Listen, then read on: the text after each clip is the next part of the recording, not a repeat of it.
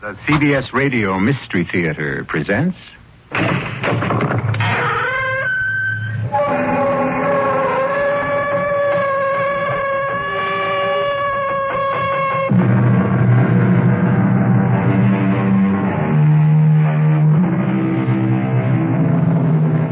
Come in. Welcome. I'm E.G. Marshall. How conscious all of us are who drive the freeways and the throughways of the behemoth of the road, the tractor-trailer truck. Most of the time we mumble under our breaths at the size of these 30, 40-ton monsters, particularly on wet nights when the rain is slanting down and that swirling mist in their trail fogging and dirtying our windshields. But we seldom spare much thought to the men who drive them. See that sign, Steve? This weather, I'm lucky I can see the road. What'd it say, Joe? El Paso, 34 miles. That's 34 miles too far tonight. Hang in, Steve. Another hour or so, and you and me are really going to tie one on. Count me out. Oh, not again. I got things to do. Ever since you took over the southern runs from Big Jim, you've been a loner. Well, maybe after this trip, you won't have to put up with me anymore, Joe. What does that mean? What kind of things? Well, first off, I must find my wife. And then? I'm going to kill her.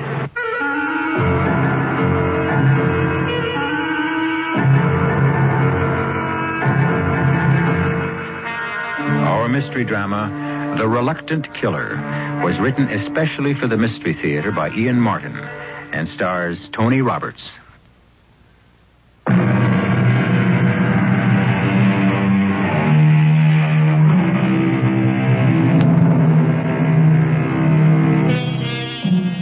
I'm going to kill her. There was something so final and deadly about the quiet statement that it got to Joe. For once in his life, he knew enough to keep quiet. He just sat in his corner of the cab, watching the big, darkly handsome man at the wheel, who handled his 30-ton rig as easily as if it were a small, compact car. The face was impassive, but that was an illusion, because a stormy sea of memory was battering against the inside of his skull like waves of pain that shattered every nerve end as they broke. I was always big for my age, and too strong. Mom always kept reminding me, and it was just as well, even though I long ago found that out for myself. My cousin was 8, and I was just 6. We were fooling around, just wrestling. I did something to his neck that put him in the hospital for near a month. I didn't mean to hurt him. He was my best friend. It was my Uncle Jan got me interested in football. So, my little strong man, this is where I come every Saturday to play our American football. A rough game, but still good for the character. And $50 extra a week during the season. That is manna from heaven. You like to grow up and be football player? Yeah. I tell you what. I bring you and your mama here next Saturday and you take a look, huh? Then if you like, maybe I teach you to play. You will have some coffee, Jan, and some cake. No, sister. I have already little time to be back on the job. Why you call me lunchtime? I can never find you evenings. You and your girls. Some nights I have to study. Study football formations, who to block, what sort block, brush, hold, take down. Please, I do not want to hear. It is that game. You've gotten Stefan crazy about it. It is not for him. Why? You should know. Stefan does not know his own strength. I'm afraid since the moment he was born, he will grow up and kill someone in spite of himself. How could you know this about a baby? I see things even God himself should not allow me to see. Are we going back to all this Romany nonsense again? We go back to Gypsy Kings. I hope not. I will be happy to settle for Slav myself. And better still, American. That cannot change what I know. And what do you know? Stefan was born the wrong side of midnight. What does that mean? There is death in his future, unless he walks with great care. The tarot cards tell me again and again it is so. His death? That is not revealed. Only that it is he or someone close to him, and that the death might be because of him. I never knew about that conversation till my mother died. I was a senior in college on a football scholarship, and by then she was resigned to it at last because it was getting me an education I couldn't have afforded otherwise. She never would have told me about her fears for me, I guess, if it weren't for the pro offers that were being dangled in front of me. Oh, I am glad the football season is over, Stefan. Now, no more wars. Don't knock it too much, Mom. It opened a lot of doors for me. Oh, that is what I'm proud and happy for. When you get your degree, you'll be an engineer, a man with a white collar. Hey, don't go kicking the blue-collar worker around, Mom. Times have changed. Oh, times maybe. But be what the college has trained you to be. That's a pretty tough promise to ask for, Mom. Why? Oh, a lot of reasons. First of all, I love the game. I really, really do. Second, I may have big muscles, but I got no great brain to match them. I'm not so sure I could make it as a mechanical engineer. Last off, there's an awful lot of dough in a football future for me. I'd like us to have some for a change. I want to set you up in a house of your own. No more work. No more worry. No, Steve. And before you stop me, I'll give you some first and last offs of my own. First, I don't want to say this, but you got to know sometime. I haven't got too much future left, Stefan, my son. God is about ready to bring me home. Mom, what is it? Stefan, quick, in the kitchen, on the spice shelf behind the dill bottle, a little dark medicine bottle with small white pills. Bring them. I'll be right back, Mom. Oh, no. No, God, please. Not yet. Till I know my boy is safe. That was the first information I had of my mother was dying. She and Uncle John had kept the secret from me completely till that moment. How mercifully quick it was after the years of angina pains. Less than a week later, I sat with my mother before she died. She told me of the long-ago conversation with Uncle Jan. And then... That is why I feel if only you were away from all that violence and fighting, I could see happiness and peace for you, Stefan. Not for my sake. Yours. Promise me no more football. The money isn't to buy something for you, Mom. What's it worth? I promise. I could have kept my promise to my mother if it hadn't been for Pat. After Mom died, with the funeral and all, and my last term to get through, I took a job at a gas station part-time. I could have worked as much as I wanted because the owner soon discovered I knew most everything about a car from front end to universal, but I was having a rough time making it with the books and getting ready for finals. So I worked mostly weekends. It was a Saturday morning with the sky as blue as a robin's egg that she drove in. She was driving a Maserati, which most time would have had all my attention, but Pat could have sat in some kid brother's beat-up heap for all the notice you'd take of the car. All the way, miss? I beg your pardon? I mean, fill her up? Yes. Premium. Premium? That's right. The best. Well, that's what you deserve. Nothing but. Only, Only what? Well, she looks pretty new to me. What year is she? 73. Well, then you want regular. Don't tell me what I want. Well, that's your wagon, baby. You want to burn out your valves with a 95 rating, you got it. Wait a minute. What's a 95? Well? Excuse me, I was looking at your legs. What was the question?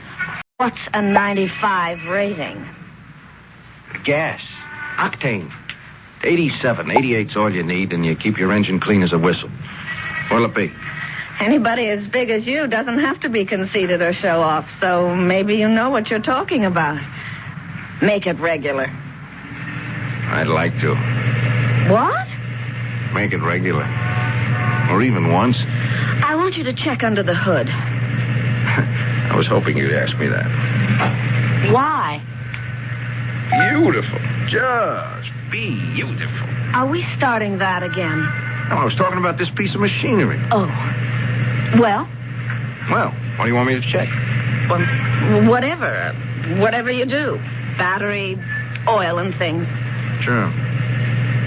My name is Steve Janos. I'm Pat Bard. What are you doing this evening? I have a date, of course. What could you do about it anyway? Oh, nothing. I'm closing early because I have to hit the books. I got a test coming up. I don't know why. What time are you closing? 10:30. I'll pick you up at 10:30 and drive you home. Why? I don't know. I must be out of my mind. Just like me. I mean, I've been that way since the moment I first saw you.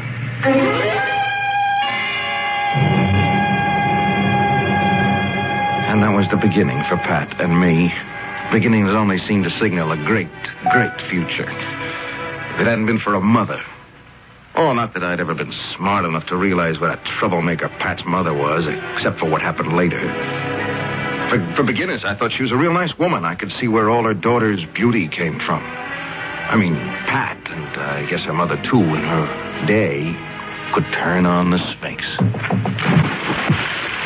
Good Lord. You are one hunk of man, Mr. Stephen Americanus. Janos, ma'am. Oh, I know your real name.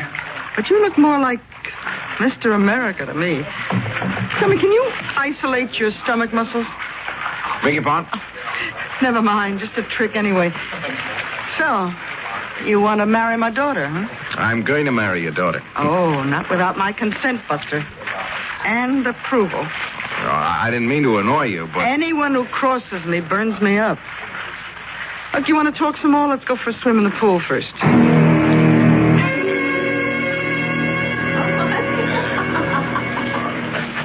You're a heck of a swimmer, Mrs. Warfield. Well, you're not. You wallow and thrash about like a bear. It's just not my game. Oh, I know what your game is. I've watched you play a lot of years.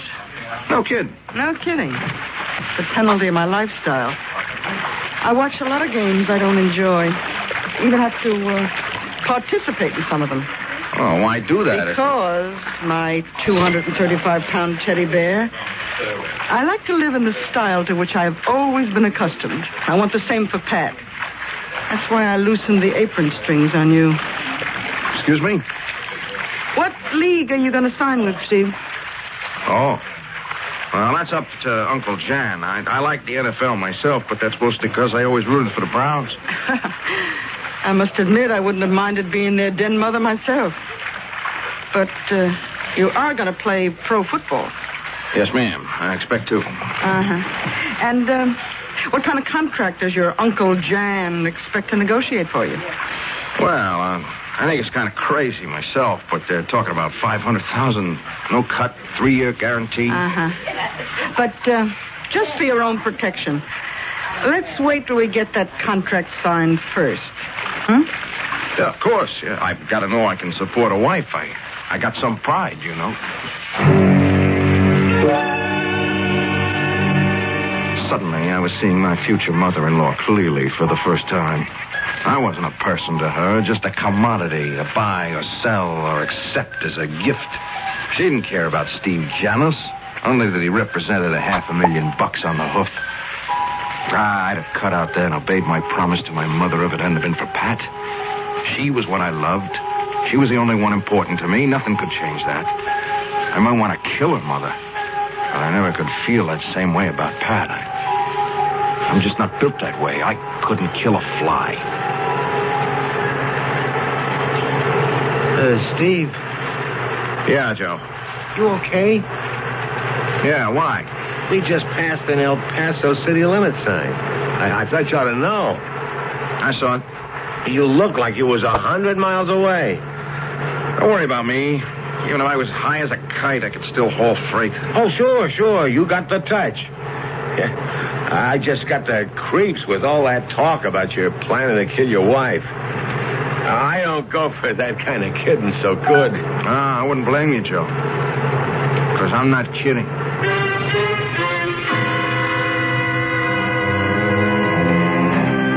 And with that last statement from Steve, Joe returns to his corner for good. He wants no part of this personal vendetta. And yet, Joe is going to find out that he will turn up right square in the middle of it, with no escape and no excuse, and a horrendous multiplication of what he thinks is terror.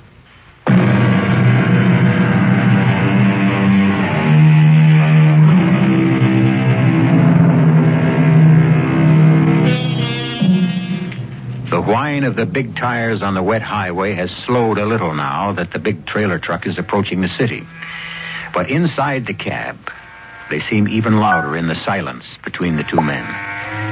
Joe sits hunched over, staring straight ahead through the half circle of clear glass the windshield wiper keeps open against the driving rain, sneaking a sidelong glance every so often at Steve. But Steve is lost again in his own thoughts, driving mechanically with his body reflexes, while his mind courses through the past. We were married a week after I graduated. The day I signed my final contract with the Pumas. The headlines embarrassed me, but Pat and her mother really went for him big. Star fullback signs own interference. Steve Killer Janis weds former Patricia Bard, and captioning one picture, Beauty and the Beast. The last one really got to Pat. That's dirty pool. What, Pat? This headline, Mother. Oh, you can't deny it's true. Oh, just look at that beautiful animal you married. If you weren't my own little girl, I'd be fitting an arrow to my bow right now and off on the chase. Yeah, if you did, I'd never stop running. Why? Am I so bad? I didn't mean it that way, Mrs. Bard. I just meant you're kind of a bit much for any guy to handle. Oh, well, never you worry about me. You just take care of my baby in the way to which she's accustomed. Lord knows you're going to be rich enough. Mother! Oh, Pat, don't go ingenue on me. Money may not buy happiness, but it sure makes it a lot easier to find. And keep. Oh, now off you go, you two. It's going to be a short enough honeymoon as it is. I didn't realize how true that was at the time. Sure, I had 2 weeks before training camp began, but there was more to it than that.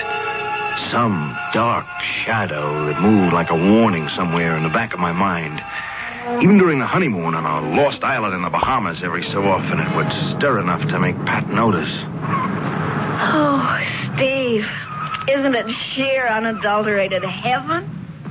Pat, standing like that with your hair streaming in the wind and those white drops of water gleaming like pearls against your skin, you're the most beautiful, perfect thing God ever made. You're pretty impressive yourself in the altogether. And I never thought of you as a poet. No, I'm no poet. I'm just a guy in love with a goddess. How can I be sure you love me the way I love you? Don't I show you? Oh, I don't mean that. I mean... What? Oh, I don't know. I get scared sometimes. It's... it's a celebrity bit. Don't you think I like to be the wife of Stephen Killer Janis? Oh, don't say that. What? That screwball nickname they hung on me. You do mow him down, lover. Yeah, but it's a game, Pat. It's a game. I don't want to hurt anybody. I know how gentle you can be. But I get my kicks, too, watching you from the stands. Yeah, but that's what worries me, see? Supposing it all ended. I blew the ligaments in a knee. I picked up a compound fracture and a pileup. Don't talk about things like that. Yeah, but a football player lives with injuries every time he suits up. Supposing I really bought an injury that ends my career, like Tucker Fredrickson or somebody. You won't. Not my Iron Man. What if I did? Oh, I'd miss seeing you play. The excitement and all. But it wouldn't be that bad. And we'd still have the money. The money? Well, If you're injured or something, that doesn't cancel the contract, does it? No, but if there wasn't that kind of money, Pat, I mean, would it make that much difference to you? Oh, for Pete's sake, Steve. What is this, a back meeting or a honeymoon? Now, can we just change the subject? What's the matter with you, anyway? I didn't actually know what was the matter with me at that moment. There was something that had been building up for a long time without me knowing it. Maybe without my wanting to face it. But back in training camp, I found out I was going to have to. It took me most of the summer to make up my mind, but the third exhibition game did it for me. Before I took final action, I talked it over with Uncle Jan. Well, why do you come to me, Stefan? You know the answer. Yeah, the answer, sure. But have I the right to make that decision? No one else can make it for you. But about that decision, yes. I will talk a little if you want. Yeah, that's why I came to you. Mm-hmm. So you broke Magorski's back on a block. Now, that is too bad. No one likes injuries. But that's the game. Game. It stopped being a game a long time ago, Uncle Jan. But it bought me a college education. It'll make me a rich man. In spite of all that, it's still a game. A man's game, a challenge. Not many play only for the money. No one can pay a man enough to take the punishment he takes in the pros. You must pay yourself on the inside with the heart and the mind to balance out the agony you ask your body to accept. And you no longer can. I didn't have to hit Magorski that hard. Jones already had him off the ball carrier, but that's what the coach demands. He gave you the nickname originally, didn't he? Killer. Yes. When I was still in college, I always hated it. I run the only way I know how. I don't want to hurt anyone. When that whistle blows, I don't see guys, human beings, anymore. I just want to get out there and hit. And hit. And hit till it hurts the other guy more than me. I wanted to hurt Magorski. He slipped a block on me early in the game. I wanted to kill him. This isn't the beginning anymore, Uncle Jan. This is the end. It isn't a game anymore. It's making me into my name. Then you quit. Just like that? I have a wife. I got an expensive house. An even more expensive mother-in-law. How do I support him? You're an engineer. I wouldn't be a good one. A mechanic. That's what I am. That's what I'd like to do. Run my own shop. Cars. That's it, then. Get a gasoline franchise. A first-class garage. That takes money. And if I quit football, money's what I ain't gonna have. I've been saving all my life. I'll put up the money. You run the front, the repair shop. Stefan, son, we'll go into partnership together.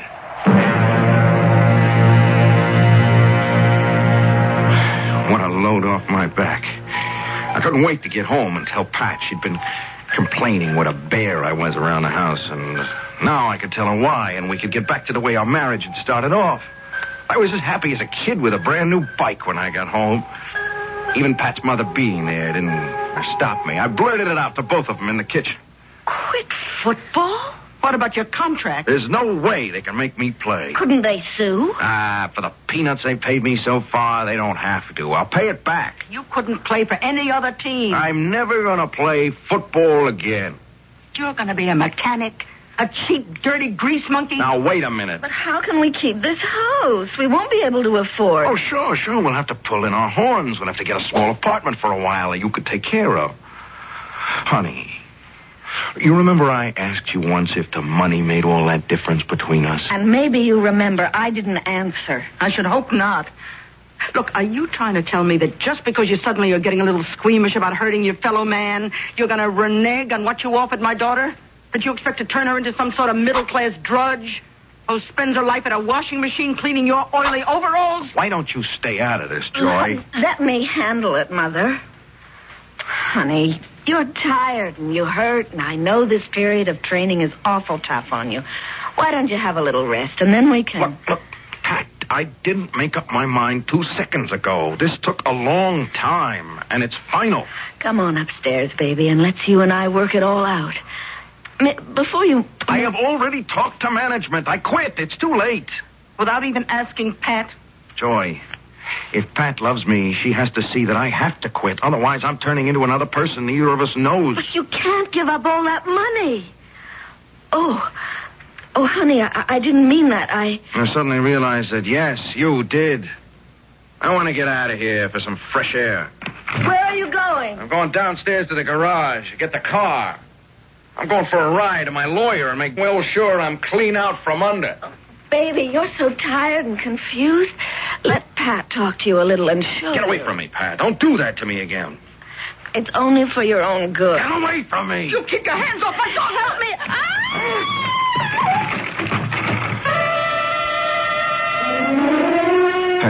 I'd only pushed her away in a moment of revulsion, but as usual, I wasn't conscious of my own strength. Fortunately, Pat wasn't seriously hurt, but on a witness stand in a court. And with the attorney's pictures to hand around, she looked as though I'd tried to beat her to a pulp.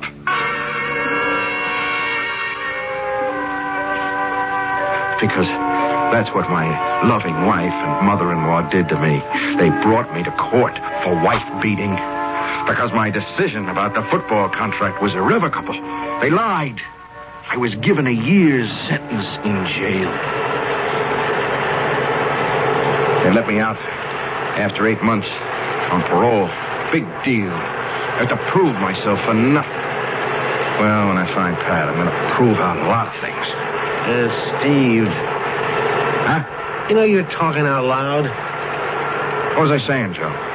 Well, just about your marriage, you know. You know I was in jail? Yeah, you said that. And why? Yeah, but honest, I believe you the way you said it. The only thing is, what's the point in holding a grudge? A matter of pride. Yeah, but, I mean, to kill someone. How'd you expect to get away with it? Doesn't matter much if I do. I think you're trying to string me. Why?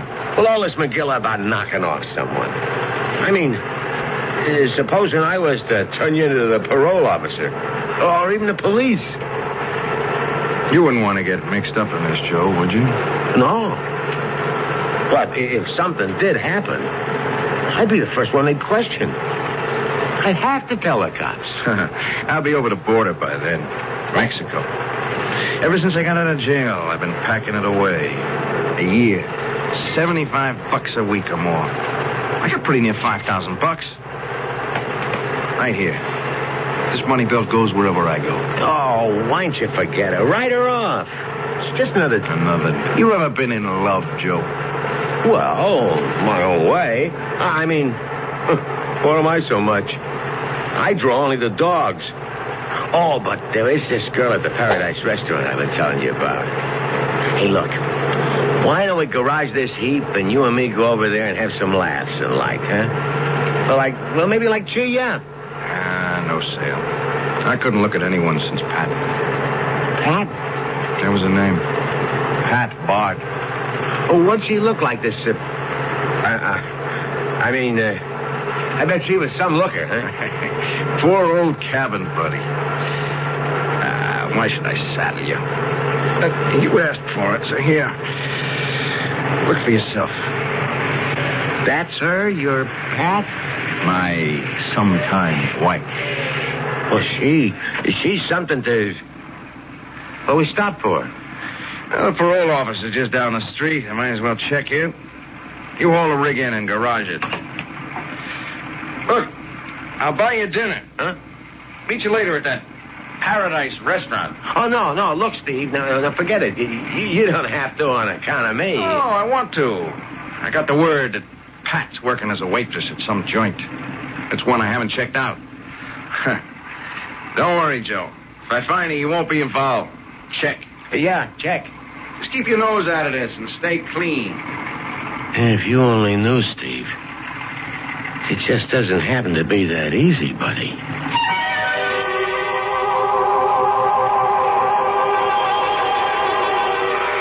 A mumbled comment to himself on which we can eavesdrop, but that Steve doesn't hear. What does it mean? How can Joe, who is no part of Steve's past, have any relation to his present or his future?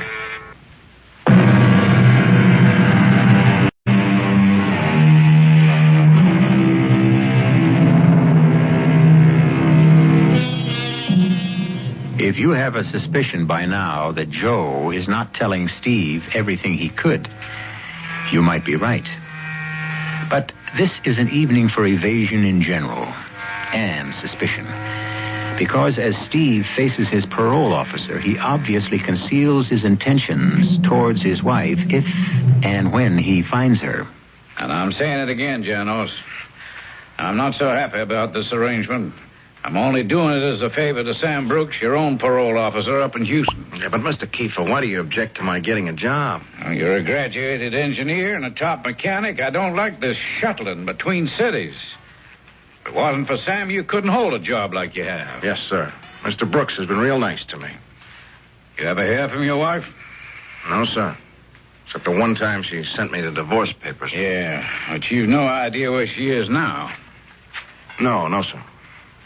Don't you care? Well, after what happened?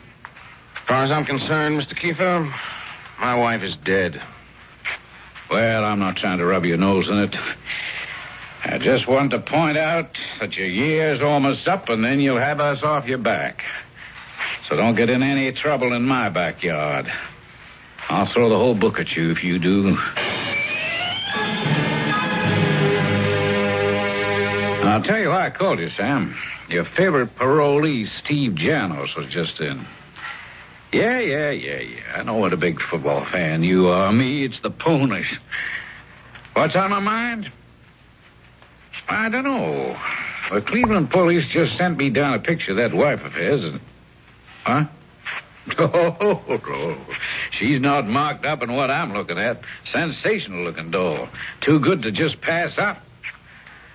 What I want to know is, how are you coming on that trace you've had out on her? Yeah. Well, the moment anything turns up, you get on the pipe. Even tonight, I'll be here late. I wouldn't want to know that your boy and this girl were in the same town. That could be begging for trouble.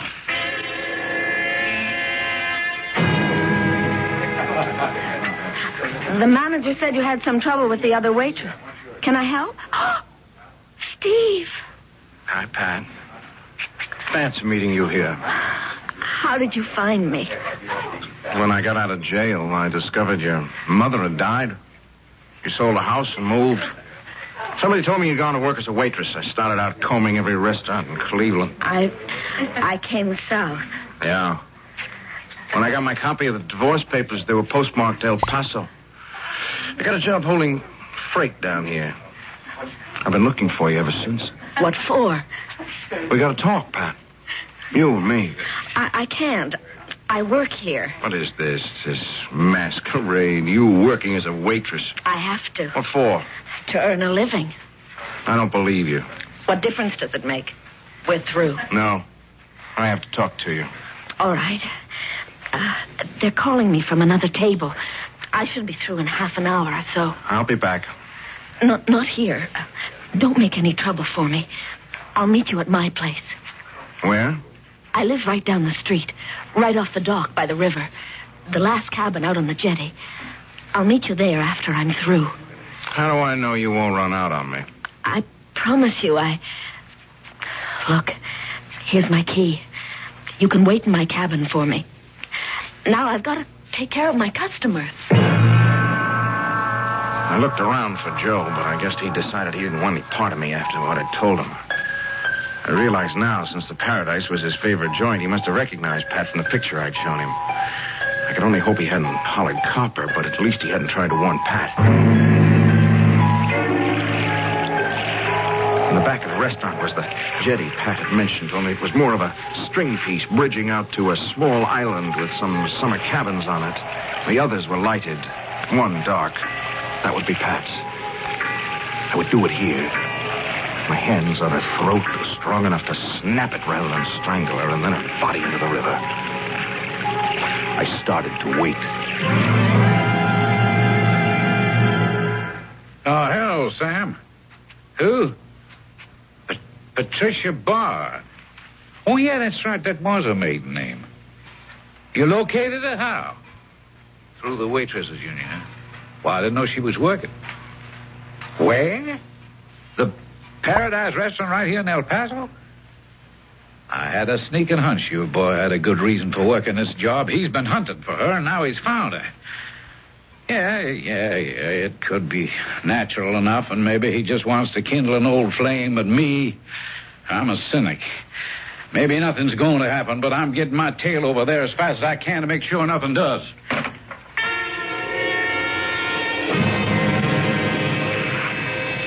Who's that? It's me. Steve. Why didn't you wait in the cabin? I wanted to make sure you were alone. Who would I have with me? Cops, maybe. Why would you think that? You did the last time you came for me. Where have you been? You don't have to hold me so tightly. I'm not going to run. That's what I decided, you see. When you carry something inside you, there's no point in running away. It goes wherever you go. I can't leave it behind. What? My shame. Shame? At what I did to you. Steve, please, let's go inside. I want to talk to you. No. You and me, we don't go anywhere together. Ever again. Is that all you came to tell me? I came to get back at you for what you did to me. I've been paid back for that already. Look at how I ended up. A cheap little waitress and even cheaper little joints. 8 lousy, stinking months in the tank with drunks and deadbeats and junkies. Steve, please, give me another chance. Let's go in the cabin. What for? Maybe we can still make things right. After what's happened. There can't be nothing left for us. That's all there is. Nothing. Except to even the score. All right. If that's the way you want it, why don't you do what you came back to do? Why don't you kill me? I can't. Isn't that what you came to do? Yes. I sat in that cell, and the shame of why I was there ate at my guts. Hate festering inside me till the day I could find you and pay you back for what you did to me. And now... Yes. Now? Now I know why I searched so long. It wasn't hate. It's because I still love you. I want you. I hate myself for that worse than ever. Why? Because you don't want me. You never did. I won't come crawling. You wouldn't have to crawl, Steve. Oh, it's too late, Pat. How could I ever trust you again? You can trust me. If only I knew I could. Steve. Yes. You want the real reason I was late tonight? Because I knew what you planned to do. I knew you were planning to kill me. How? The little man that rides the truck with you, Joe. He's been in the restaurant before. And after you went out, he came in and warned me. Said he recognized me from a picture you showed him. That's why I started to run. Then why'd you come back? Because one of the things I learned in the past year is that I really love you, too. Without you, there's nothing. I might as well be dead. You took the chance that I was willing to gamble on you. Would you take a chance on me again? Do you still have my key? Yes. Then let's go in, and I'll prove it to you.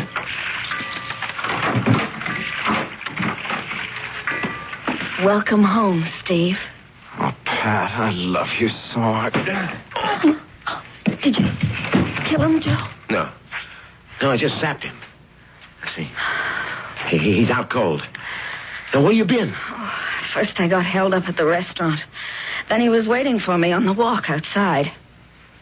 Well, what are you waiting for? Huh? Get the money. Just a minute.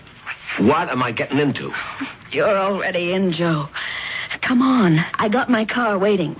We can be across the border in less than an hour. And in Mexico with $5,000, we can live like royalty. Yeah.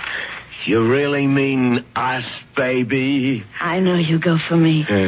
The way you always came to the restaurant. And I go for you, too. Yeah. You on the level, huh? Just try me. That's a down payment.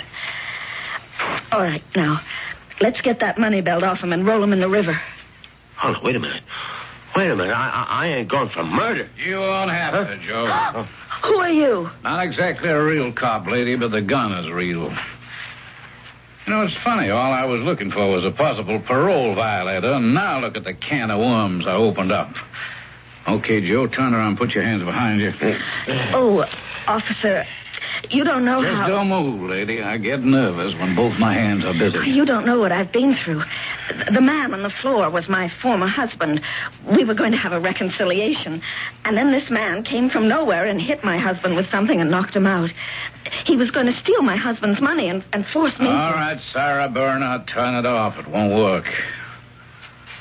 Cute little item, isn't she, Joe? How long do you think you'd have lasted? She'd have ditched you at the first stop for gas. Aren't you going to take her in, too? Well, now, that's a question. She's a good looker. She might just beat the rap with only my word against hers. Of course, now, if I had a witness... If I had a hand free, I'd belt her one like Steve ought to have in the first place. Okay, officer. You've got your witness. But, officer, you don't understand. You're right, I don't. I meet all kinds, and most of the worst got some good in them. But I sure don't understand anyone like you.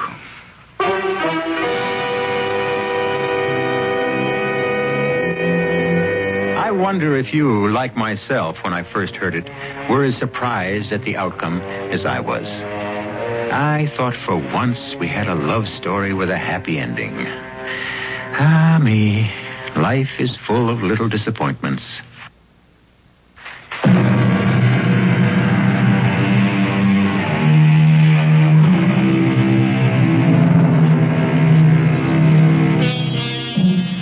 Thinking it over, it occurs to me that it all did have a happy ending. Joe and Pat were convicted of aggravated assault and battery and drew sentences of 4 to 5 years.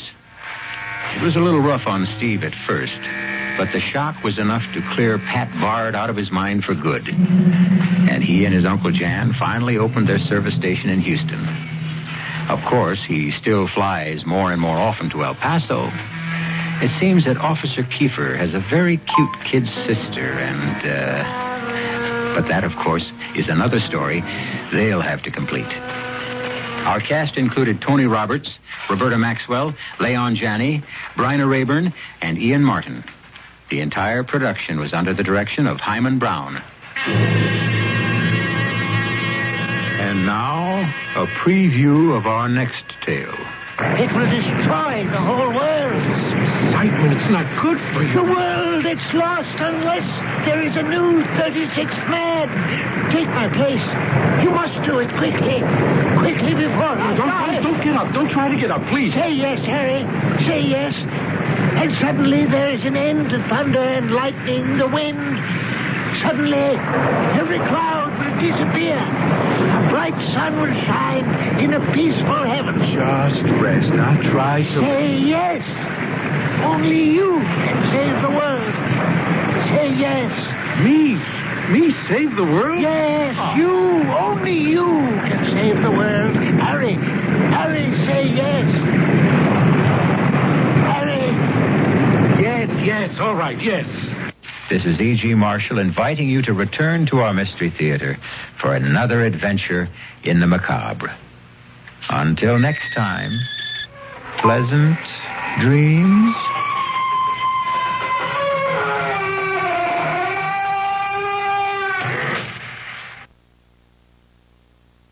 And now, Mystery Theater.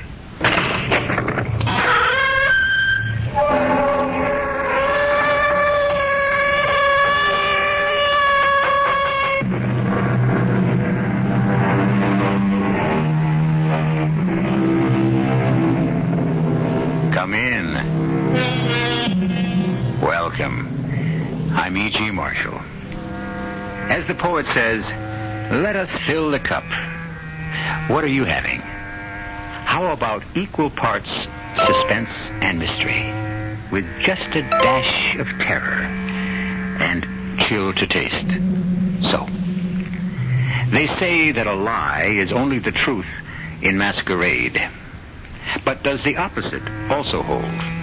Can we say that the truth is a lie in masquerade? What is masquerade? Or for that matter, what is reality? Who are we? Who do we really see when we look in the mirror?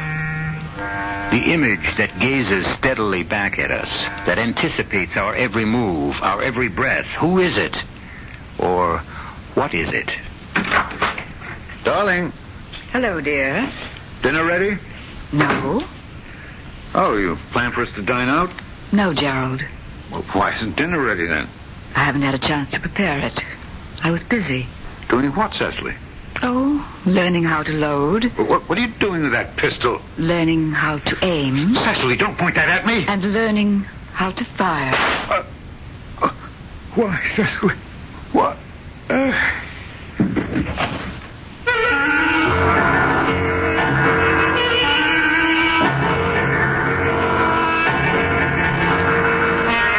Our mystery drama, The Many Names of Death, was written especially for the Mystery Theater by Sam Dan and stars Alexander Scourby.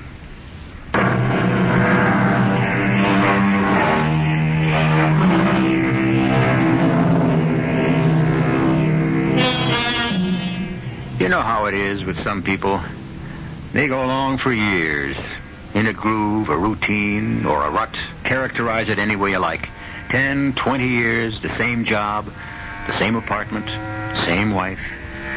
It might just occur to a man to ask himself, is this all I have to look forward to? There are those men who ask this question and keep asking it. But these are the men who rarely do anything about it. It's the men who don't ask, who seemingly plod along contentedly and quietly. Oh, yes. Look out. Look out for Gerald Furlong, who fills all the specifications we have just stated. Mr. Furlong. Yes? Good morning. My name is Helene LaRue. Yes? I'm your new secretary. Oh. Mr. Spruance, you know him, the personnel manager? Yes?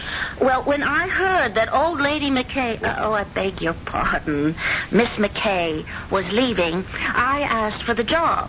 And he said I could have it unless you had someone else in mind. Well, Actually, I'm the best typist in the pool. Are you? Oh, yes. You can check it. Everybody always asks for me. Yes, but I don't... Of course you don't know. How could you, unless we try it? What have you got to lose? Well... Then it's settled. Now, all you have to do is sign this memo. What memo? The memo to Mr. Spruance, which says you authorize my appointment as your secretary. Yes, but I... Well, now, I don't want you to think I'm pushing you or taking too much on myself. But a good secretary handles all the details, ties up all the loose ends, keeps the desk clear.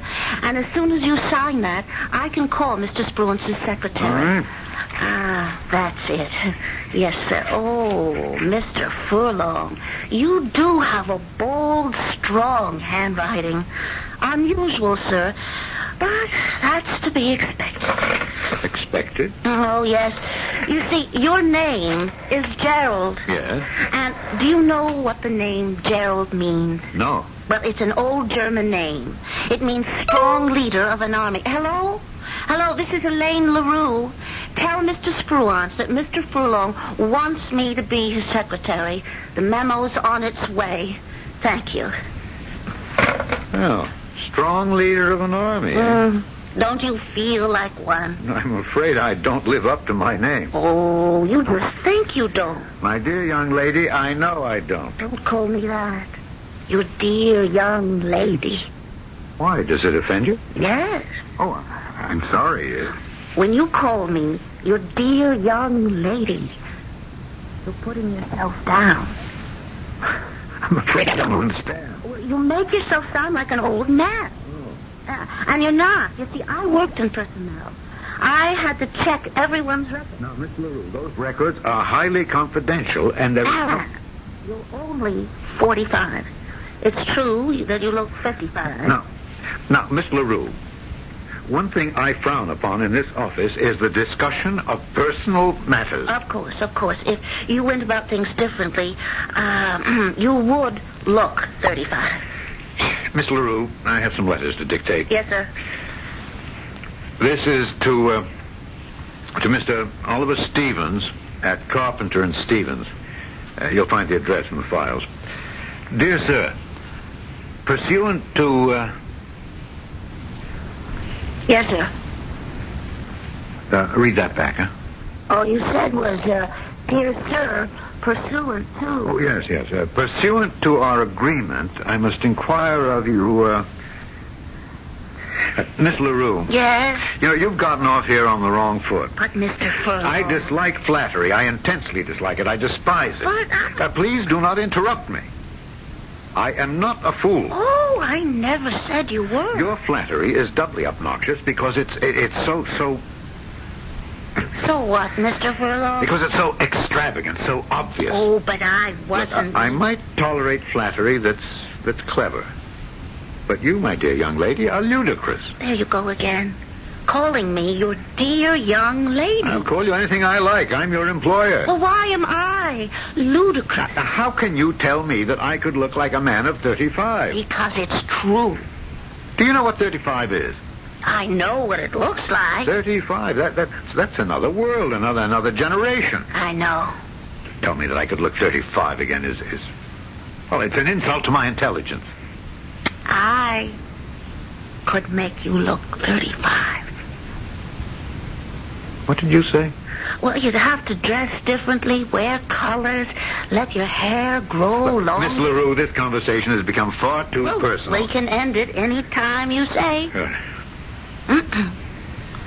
Now, pursuant to our agreement, I must inquire of you if you feel obligated to provide financing for... Yes, Mr. Furlong. At the risk of sounding foolish, why did you say I could look 35? I learned something about you, Mr. Furlong. How could you learn anything about me in so short a time? Well, I learned that you're a man who fights against his name. I haven't the faintest idea of what that means. Your name, Gerald, strong leader of men. Oh, why do you fight it? Why do you deny it? It's what you were meant to be. really? It's true. Who says so? I do. And how would you know? Because I believe in nomenology. Oh, it's the science of names. I believe that our names tell us what we are. I think that's ridiculous. Do you? Well, I think birth itself is a mysterious happening. And that parents unconsciously have an insight into what their child could be, and they name him accordingly. They might not even be aware of it. Gerald. Well, I'm certainly not a strong leader of men. But you could be. You have it in you. It's ridiculous. Oh, you said that before. I'll say it again. Why is it any more ridiculous than any other belief? Why is it any more ridiculous than, say, astrology? Tell me, what does Helene mean? Light. A torch. From the Greek. Light? Yes, light. Have I brought you any?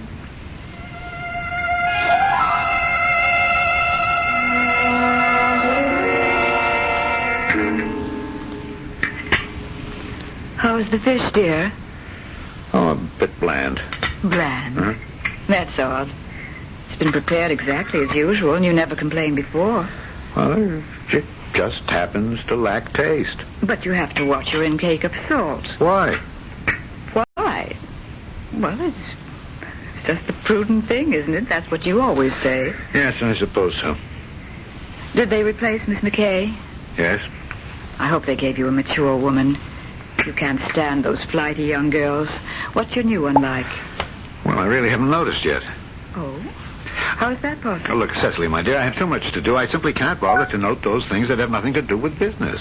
You are overworked, dear. That's true. I'm aware that I have a secretary, that I dictate letters to her, that she has a name, in this case. What she looks like? Well, I simply couldn't remember.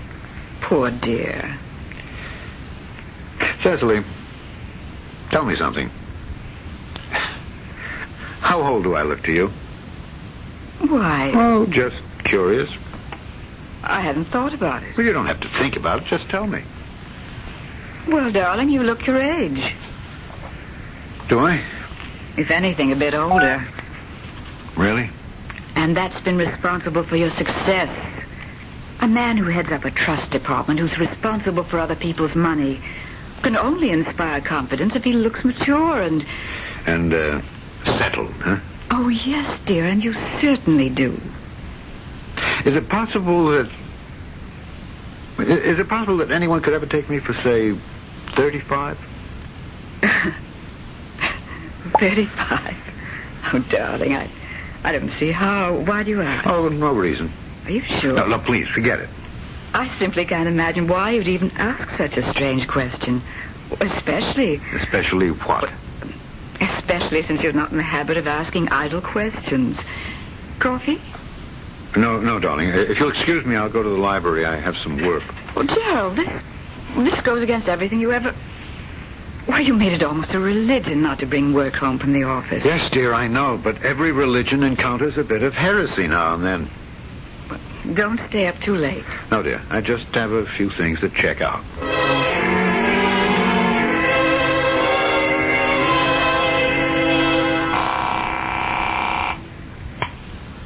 Hello? Miss LaRue? Oh, good evening, Mr. Furlong. Good evening. I was waiting for your call. What do you mean you were waiting for my call? Well, and I was right. You did call, didn't you? Well, yes. However, my secretary has to expect to work all hours, and if you object, then perhaps you'd better resign. Oh, I don't mind. I don't mind at all. You have such a fascinating voice. Now, see here, Miss LaRue, this is a business call. Of course it is. Look, I had so many things to do today that I can't recall if I sent a letter to Mr. Oliver Stevens. Mr. Oliver Stevens of Carpenter and Stevens. That's right. Because if I forget to write one... Well, you did, Mr. Furlong. You dictated it, and I typed it and mailed it. Good. That is a relief. Otherwise, I'd have to call him this evening and explain that he shouldn't expect to... No, the letter went out. Well, that's what I wanted to know. Is there anything else? No, I can't think of anything. Oh, then, good night, sir. Good night. Just another minute. Could you tell me what the name Cecily means? Cecily? Mm-hmm. Oh, yes, sir. That's, a Latin name. It means one who is in the dark or blind.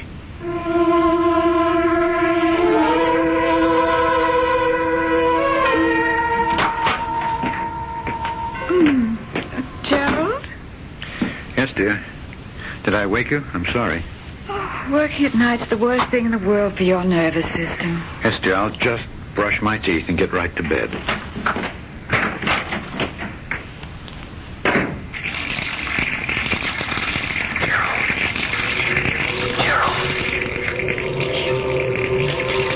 Who's there?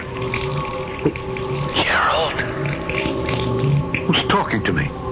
look in the mirror, Gerald. I am. I'm looking in. Don't you see me? What is all this? I must be having an hallucination. Look in the mirror, Gerald. Who do you see? I see myself. No, you see me. But who are you? The image you cast in the mirror. That's me, isn't it? No, that's me. I can't believe this. You're what? What? Drunk? You never drink? Mad? You're the safest man in the city. Seeing things. Why? What's happening to me? That's it, Jerry. What is happening? I've gone mad. You will be. Soon, Jerry. Unless you fire that girl. Which girl? Oh, don't play games with me. I've looked at your face for the last 45 years. You have no secrets from me. Why should I fire her? You know why. I don't know what you're talking about. If you don't get rid of her, you're headed for ruin, disgrace, death. How can you say that? It's true. You know it's true. Don't you, Gerald? Deep down, way down. Don't you know where it must end? How it Yes. Use your common sense and fire her first thing in the morning. Will you do that, Gerald? Yes. First thing in the morning, I'll fire her.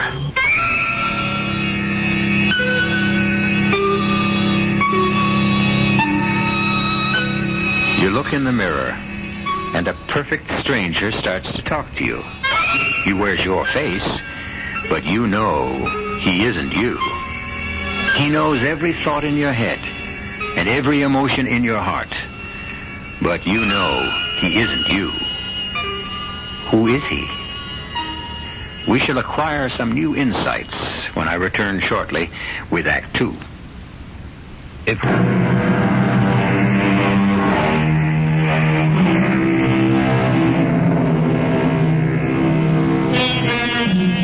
There's a face that looks back at our own each time we gaze into a mirror. But is it always the same face? The quick answer, the automatic answer is yes, certainly, of course. This teaches that we should never answer anything without pausing for thought. We might get the same surprise that happened to Gerald Furlong. It was the same face, but it wasn't his. Good morning, Mr. Furlong. Good morning, Mr. LaRue. Come into my office, please. Yes, sir. Now, Mr. LaRue, I have something to tell you. Oh, I know. You want to fire me. Well, I've been thinking. A man and his secretary, they spend considerable time together, and therefore they should have similar temperaments. And you're too busy thinking to have fun. Obviously, we don't have a similar temperament, Miss LaRue. Well, I'll go back to the pool, and you can get yourself another dried-up old maid to match the one you've got at home. Now, see here. Yes, what is it you want me to see? How did you know? How did you know I was going to fire you? Well, you keep fighting your name. You're not a Gerald. Look, What are you fighting? You know, you never had a good time in your life. Why should you care? Because I'm in love with you. That's impossible. We don't know each other. We have nothing in common. Oh, that's all nonsense. You fall in love because you hear a certain tone in somebody's voice. You see a certain light in someone's eye. But how can such a love be lasting? Oh, who says love has to last? You know, love comes and goes. Love is. And then one day, it just isn't. And it's gone. And nobody knows why, and it doesn't matter, because sooner or later it will come again with someone else. You're a strange girl. Oh, we're all strange. Look, we can't talk here. I'll take you out to lunch. No lunch. Why not? Because you must lose weight. I'll take you shopping.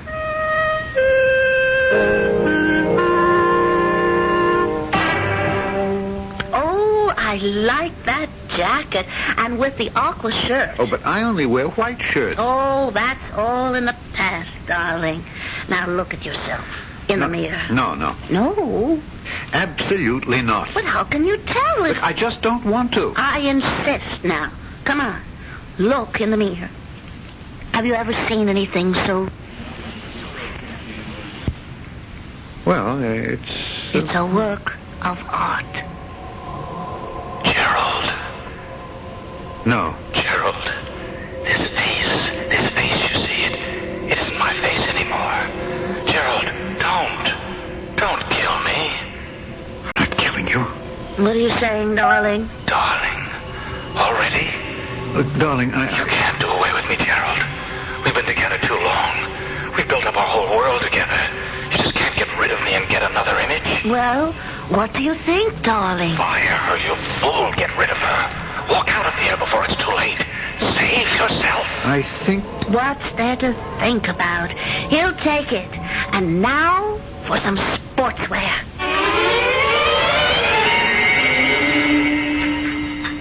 Good morning, darling. Morning. Bacon is ready. Will you have 2 eggs? We have cereal. Just a cup of coffee.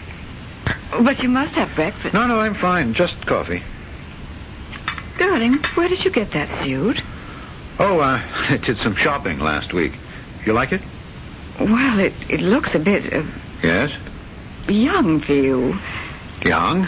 And that shirt and the tie, well, those colors are quite violent. Violent? It's hardly the image for a trust officer.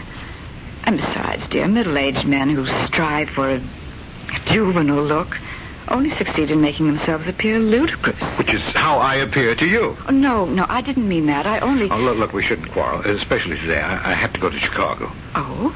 Just for a few days. We have to investigate a financial... But you'll never travel, dear. Well, I can't refuse this client. No, I suppose not. I'll cut the trip as short as I possibly can. Yes, dear.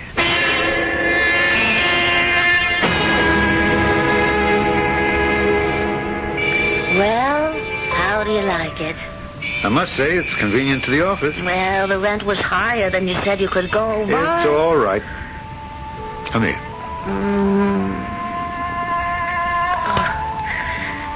I must say, you learn fast. I didn't have to learn. I always knew it. It was just out of practice, that's all. Let me show you what I bought me this afternoon. Look, I hope your account isn't overdrawn again. Oh, it was a steal. My first mink cape. Oh. Was it necessary? No, that's not my Gerald. The king of the army. It's the old trust officer speaking. Oh, I just asked. Don't you want me to keep warm? Of course. That's better. What would you like to do tonight? Oh, what are we supposed to be doing? I'm supposed to be taking a client to a long and involved business dinner. Oh, well, then let's go to the High Hat Club. I think I heard of that place. What'd you hear?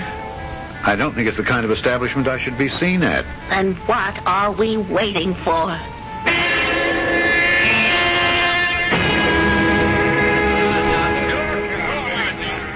My turn again. I'll bet. Marty! Hi. Hey, Gerald, this is Marty Trainer. He owns the place. Gerald Furlong. How do you do? Oh, Furlong, huh? That's a good name for a horse player. Oh, he doesn't have to play with the horses, Marty. He's too skillful with his eyes. I'm afraid it's beginner's luck. When you're hot, you're hot. If you're on a streak, ride it. I will. Bet it all. Hey! You won, darling. You won. You won. Let it ride.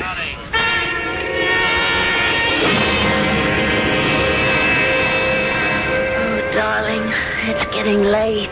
Yes, I know. You should be getting home. Oh, I wish I didn't have to go. So do I. You know the right thing to do?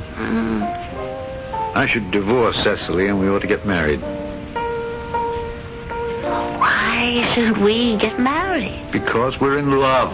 Oh, weren't you in love with Cecily once? Well, yes. Ah, and that's why you married her, but it didn't help. It didn't keep your love alive. You and I will be different. No, we won't. We may love each other till the day we die, and we may fall out of love tomorrow morning.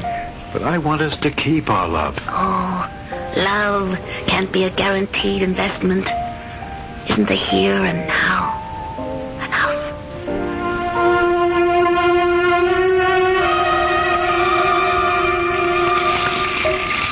Gerald. Huh? Gerald, please don't kill me. Oh. I'd better take a pill or see a doctor. Why? I'm the one who's sick. You're killing me. No, don't turn your face away. Look in the mirror. Look at me. I'm looking. Don't you see how I've changed? Look, we've never looked so good. Soon, you'll have a new image. And what becomes of me? I'll be... Frankly, I couldn't care less. But I'm the only image you're comfortable with. I'm the only image you can live with. I used to think so. I'm learning different. You're a fool. Get rid of her. Oh, no. She'll get tired of you sooner or later. And then what will you have? Elaine's what I've always wanted. I never had the nerve to let myself believe it. You can't afford her. Who says so? The apartment, the clothes, the gifts, the jewels, and now the gambling. Who knows more about gambling than I do? Haven't I gambled with investments all my life? It's not the same thing. Except this time I'm enjoying it. I'm enjoying life. It can turn all at once. It can sweep you away swiftly, suddenly, like a tidal wave. Gerald, get rid of her. You'll never know what hit you. No. She'll kill both of us. I don't care. I don't care. Gerald, What do you want? I thought I heard you talking to someone. You what? I heard you talking to someone. Oh, come on. That's ridiculous. I thought so, too, at first. But lately it seems... Well, you seem to be having angry conversations. Indeed. About what? I don't know, but I'm sure I hear voices. You sure you're all right, dear? Is something wrong? No. That no sounds like yes. Oh, I suppose I'm a little bit lonesome these days. I see so little of you.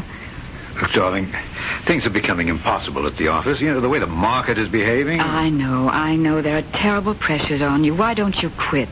Quit? Yes, dear, quit. Find something else. It isn't easy to get a new job at 45. But you don't look 45. You look at least 10 years younger. Well, how would we make out while I was looking around? Well, you've been very judicious with our money. We should have quite a bit put by. Cecily, we don't have. In the present market, our holdings have... Well, they haven't done well. They've lost considerable value. Oh. It's my fault. I'm sorry. Well, there's my inheritance. Oh, no. We couldn't... It's $50,000. No. We must never touch that. It could help ease us along. Cecily.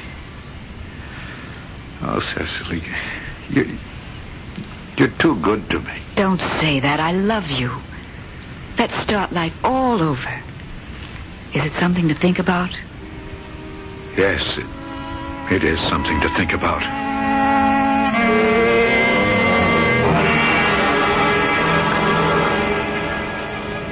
Where are we going? The usual place. Ah. What does that mean? Oh, you just said the usual place, which means our lives are becoming predictable. Well, don't you enjoy it there? Tonight, I'd like to go dancing. Hey, if dancing, Marty hires the best band in town. How would you know? You never danced to If it. you want to dance tonight, that's what we'll do. Let's go somewhere else. Why? Because if we go to Marty's, you'll get involved in a card game. No, I won't. I promise you. Oh, you make that promise every night, and you break that promise every night. Well, tonight'll be different. You'll see.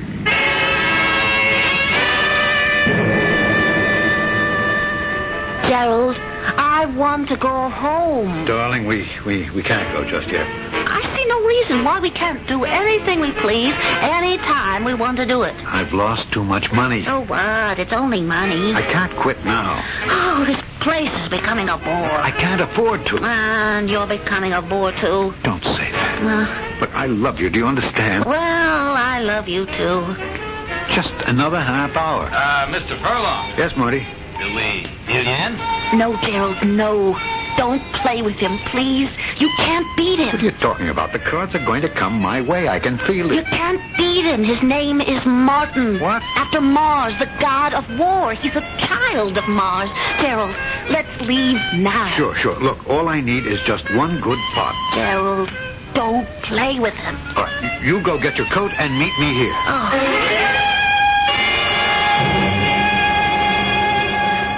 Well, Mr. Furlong, just you and I left, huh? So, no fight for the pot. I believe you were the opener. 500.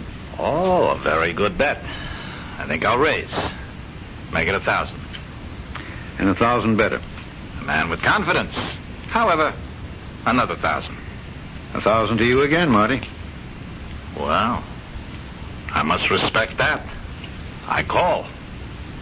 You should. I have a full house. An excellent hand. Good enough to win most of the time, but not good enough this time. What are you... I have 4 little deuces. Oh. So let's see. In the pot where your overall bets of $5,500 and added to your previous indebtedness, we have a total of $35,000. What? That's impossible. I have your markers here, Mr. Furlong. Care to check the arithmetic? Well, no, Look, I don't carry $35,000 around with me in cash. Who does? We can wait. Till tomorrow. Gerald, are we ready to go? Gerald. Yes. Yes, Elaine. We're ready to go.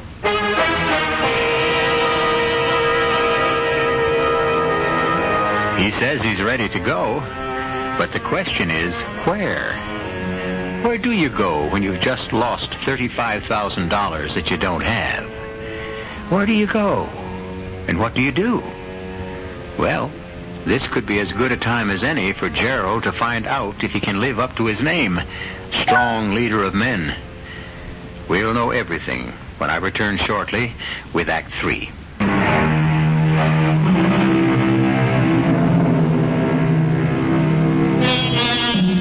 It's not the first time, it won't be the last time, a man will seek to change his image. But is an image like a shoe, a coat, a tie, something a man may take off and cast aside? Can an image refuse to be changed? Can it fight back?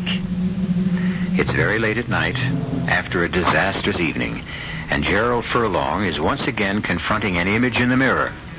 The image he seeks to change. And until recently, it was such a quiet, unobtrusive, submissive image. Now will you leave Helene? No. She's ruined you. I can't blame her. Tell Cecily. Confess. Why? Where else can you get the money? The money? The $35,000 you gambled away. I'll... You what? You counted on Cecily's money. You knew it was there. That's why you gambled. That's a lie. You're talking to me. I can raise it. Where? How? She loves me. She'll let me have it. That's what I've been telling you. Confess to Cecily. Confess everything. No, not Cecily. Helene.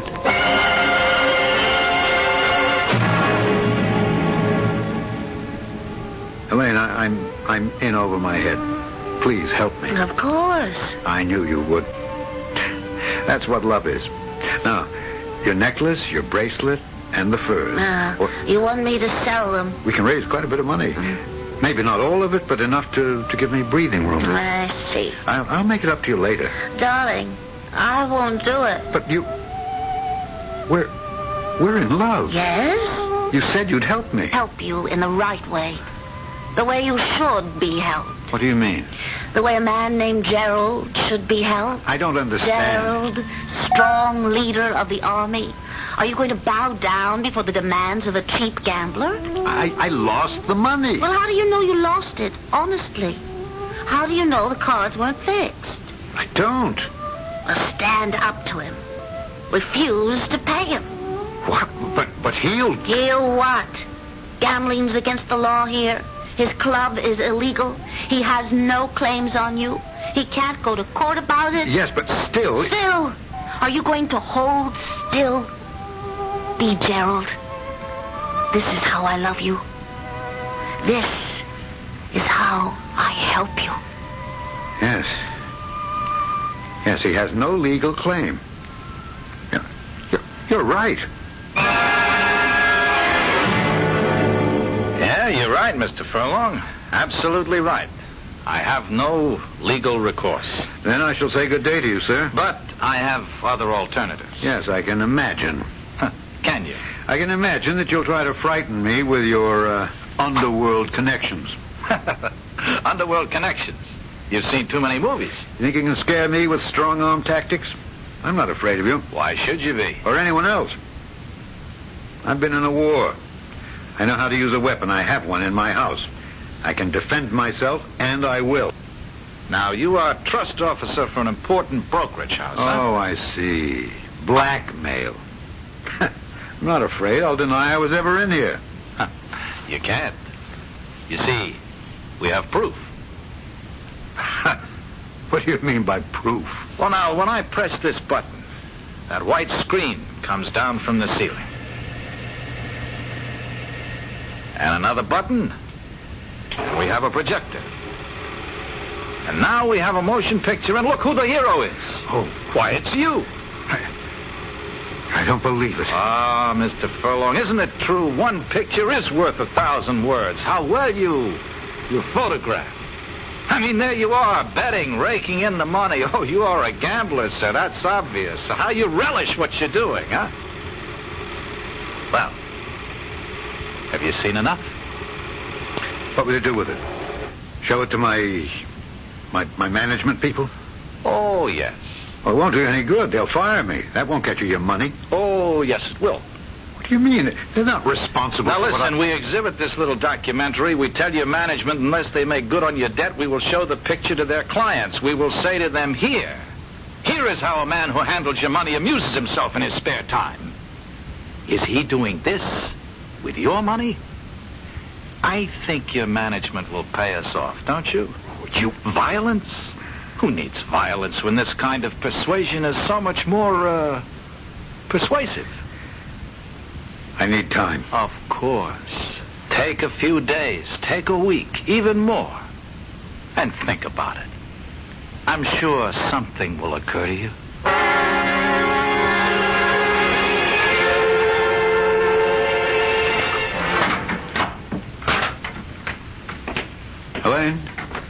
Elaine. What the place? It's empty. What happened? She's gone. She's disappeared and she took everything. What's this paper? Darling, love comes, love goes. And for us, it's over. Think about me as I shall think about you. And remember always, remember your name is Gerald, strong leader of a host. She's gone. She's gone. Of course she's gone. What did you expect? Where are you? Where do you think I am? Look in the mirror. A mirror. What? Small mirror with a pearl-encrusted border. She was going to take it along with everything else, but she forgot. Well, what are you going to do now? No, I'm going to... It's not too late. Get down on your knees to Cecily. Pray to her to forgive you. Never. No, not to her. Not to Cecily. You can't afford to have pride. I'll get the money somehow. Oh, no. Not that way. I know what you're thinking. Look, it's the only way. I won't let you. I won't let you kill her. I'll stop you. It'll be a burglary. No. Yes, a burglar, and he killed her. No, Gerald. That's how it happened. I've got the gun at home. Don't do it, Gerald. She'll be angry, but in the end, she'll forgive you. I'll have an alibi. They'll never be able to prove it. Gerald, don't kill her for her money. I have to. I won't let you. You can't stop me. I can warn Cecily. How could you? You can't. I'll stop you. I'll kill you first.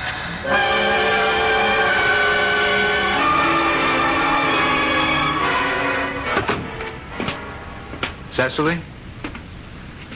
Cecily, where are you? Here. I'm here, darling, in the living room. Oh. How are you? As well as can be expected. What does that mean? Considering that my husband has A, deceived me with another woman, B, squandered every dollar he has in the world, and C, plans to murder me for my inheritance, I don't feel too badly. What on earth are you... Is it true? Look, where could you possibly get such a crazy idea? You told me. I told you? Yes. Strangest thing happened. I was sitting at the mirror combing my hair, and I looked in the mirror, and it wasn't my face at all, but yours. What? That's impossible. And you started to talk to me, and you told me everything, including the fact that you want to kill me. No, it isn't true. Look, how could you see my face in the mirror? But I did, and you spoke to me. It could have been a dream. Perhaps. But does it matter? Darling, I love you. Why would I... I suppose I've been blind, but no more. I wish I could convince you. What are you looking for in that drawer? I'm not looking for anything. That's not true. You were looking for this. But, Cecily, don't. You couldn't shoot me? No, I couldn't. I'm not like you. Why are you pointing that pistol at me? Get out. Get out? This is no longer your home. I'm no longer your wife. And I'm holding this gun because as long as I hold it, you won't be able to kill me. Cecily, you're mad. It's all in your imagination. Stay just where you are. Well, we've been married 22 years. We love each other. Not another step, I warn you. Cecily, you wouldn't shoot me. You couldn't. Stop. Give me that gun. No. Drop it. No, you want to kill me. Help. Shut up. Help me, somebody. He wants to kill me. I'll help you. Keep out of this. You keep out of it. Let go of her. Get back in the mirror where you belong. No, I don't. I don't belong there anymore. You have another image. Get away. Let her go. Let her...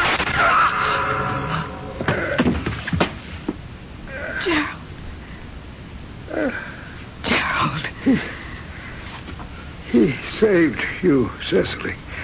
He saved you. Gerald. He's a better man than I am. Who? Look in the mirror. Let me get a doctor. Look in the mirror, Do you see him? Him? I don't see him. Then he's gone, too. He's gone. Gerald. Oh, Gerald.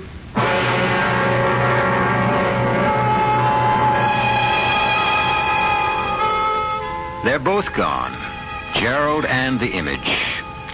I know we have the realists in the house and the psychologists who will tell us that they can reduce it all to a matter of the inner self. Split personality, guilty conscience. Well, to each his own. It could have been an image acting independently. Proof, absolute proof, is missing for both sides. I'll return in a few minutes.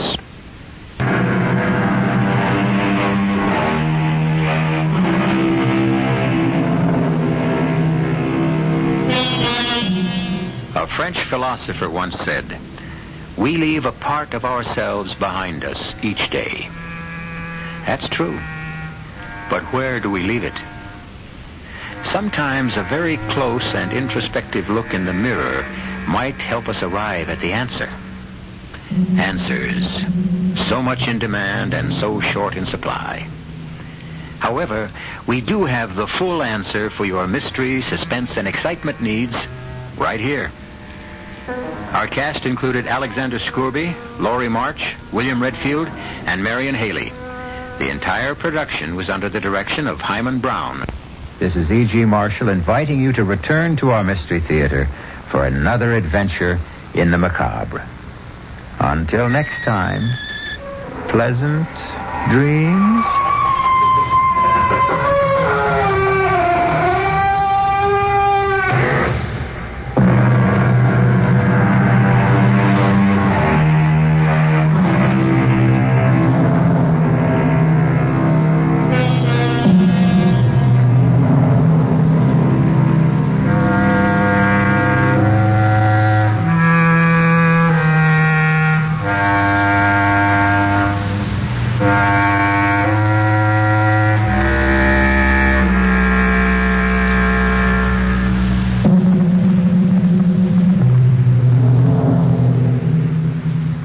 The CBS Radio Mystery Theater presents...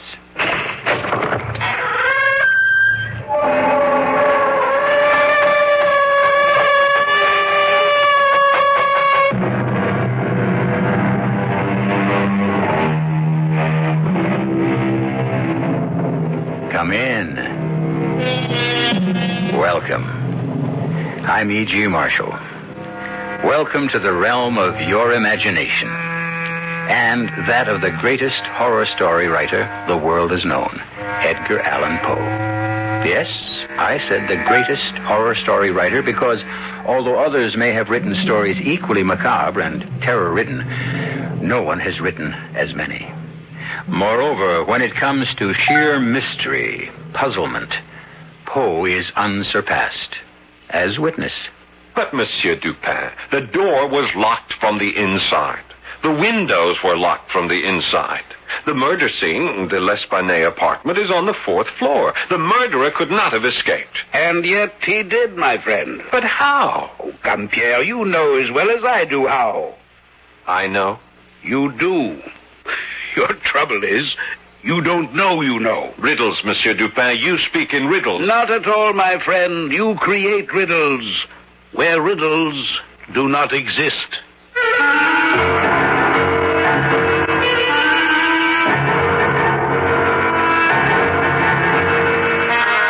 Our mystery drama, The Murders in the Rue Morgue, was adapted especially for the Mystery Theater from the Edgar Allan Poe classic by George Lothar and stars Paul Hecht. It is sponsored in part by Anheuser-Busch Incorporated, Brewers of Budweiser, and Buick Motor Division. I'll be back shortly with Act One.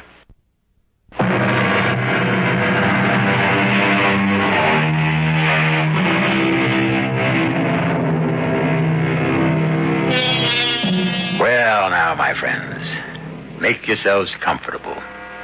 Turn down the lights and listen to one of the most horrifying and mystifying of stories. Edgar Allan Poe's The Murders in the Rue Morgue. The year is 1840. The place, Paris, France. At about 7 o'clock in the evening, a young off-duty gendarme, Pierre Musset, and his sweetheart Yvette are returning to her apartment in the Rue Morgue after an evening at the Moulin Rouge. But when, my darling, shall we be married? Oh, just as soon as I'm promoted to gendarme first class, Yvette. When will that be? Oh, when indeed. My sergeant, Duchamp, is one of the most indifferent, ruthless of sergeants who takes pleasure in holding his men back, doing all he can to prevent promotion rather than... Yvette, look. There's a crowd in front of your house. Something's wrong. Come here, quickly. All right, let me through. I'm a gendarme.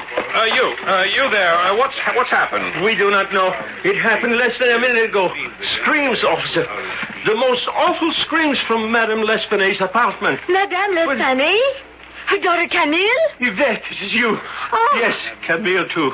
Both of them screaming so horribly in such agony. I cannot tell you. Where is the L'Espanaye apartment? What floor? Next to mine. 4th floor back. Yvette, you stay here. I'll see what happens. No, I'll come with you. Stay here, I tell you. God knows what I'll find up there. No, Pierre, they were my friends. Oh, well, all right. Come on, then.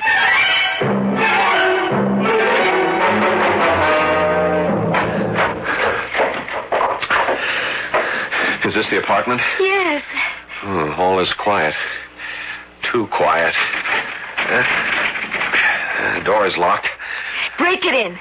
All right. So, now let's have a look. Pierre. Oh, my God. Yvette. No. I won't faint. I'll be all right. But, oh, heaven help us. What has happened here? Look, the woman on the floor. Her throat cut. Is that Madame L'Espanaye? Yes. But her daughter, Camille, where is she? The bathroom door. It's closed. Perhaps... I'll go and see. No, it's empty. The kitchen, then. It's the only other room. No, there's no one in the kitchen. But where can she be? The door was bolted on the inside. The windows. They're closed. Yes, but... this one's locked. Look, it's nailed shut. You see the nail? The window next to it is nailed shut, too. And anyhow, it's a sheer 4-story fall to the yard below. Camille couldn't have left that way. Oh, Pierre! Be calm, Yvette. We must both be calm. In the face of this? Oh, poor Madame. Her throat cut. Look here. This is strange. A bag of gold pieces. Napoleon strewed all over the floor. Oh, perhaps the murderer heard us coming and hurried to make his escape before... What escape? How could he escape? The door is bolted on the inside. The 2 windows, the only windows in this apartment, nailed shut. How could he leave? How could Camille leave? Impossible. It's just impossible. Well, it makes no sense. Here, give me a hand. Get this poor old lady off the floor onto the bed. Yes. You take her by the feet. I'll lift her by the shoulders. Ready? Yes. All right. Now, lift. Oh, good Lord. Pierre. Her head. It fell off. Don't faint, Yvette. Don't faint. Oh, no. Look, I must get a message to headquarters at once. You take it while I remain here and... Wait. What, Pierre? The fireplace. See there? A lot of soot has been dislodged. Fallen down from inside the chimney. What would that mean? There's only one way to find out, and that is to get down on my hands and knees and look up into the chimney. What is it? I'm looking into a woman's face. A woman's face. Her face? It must be Camille. She's been stuffed up the chimney, head down. Pierre? What? I'm sorry. I can't help it. I'm going to faint.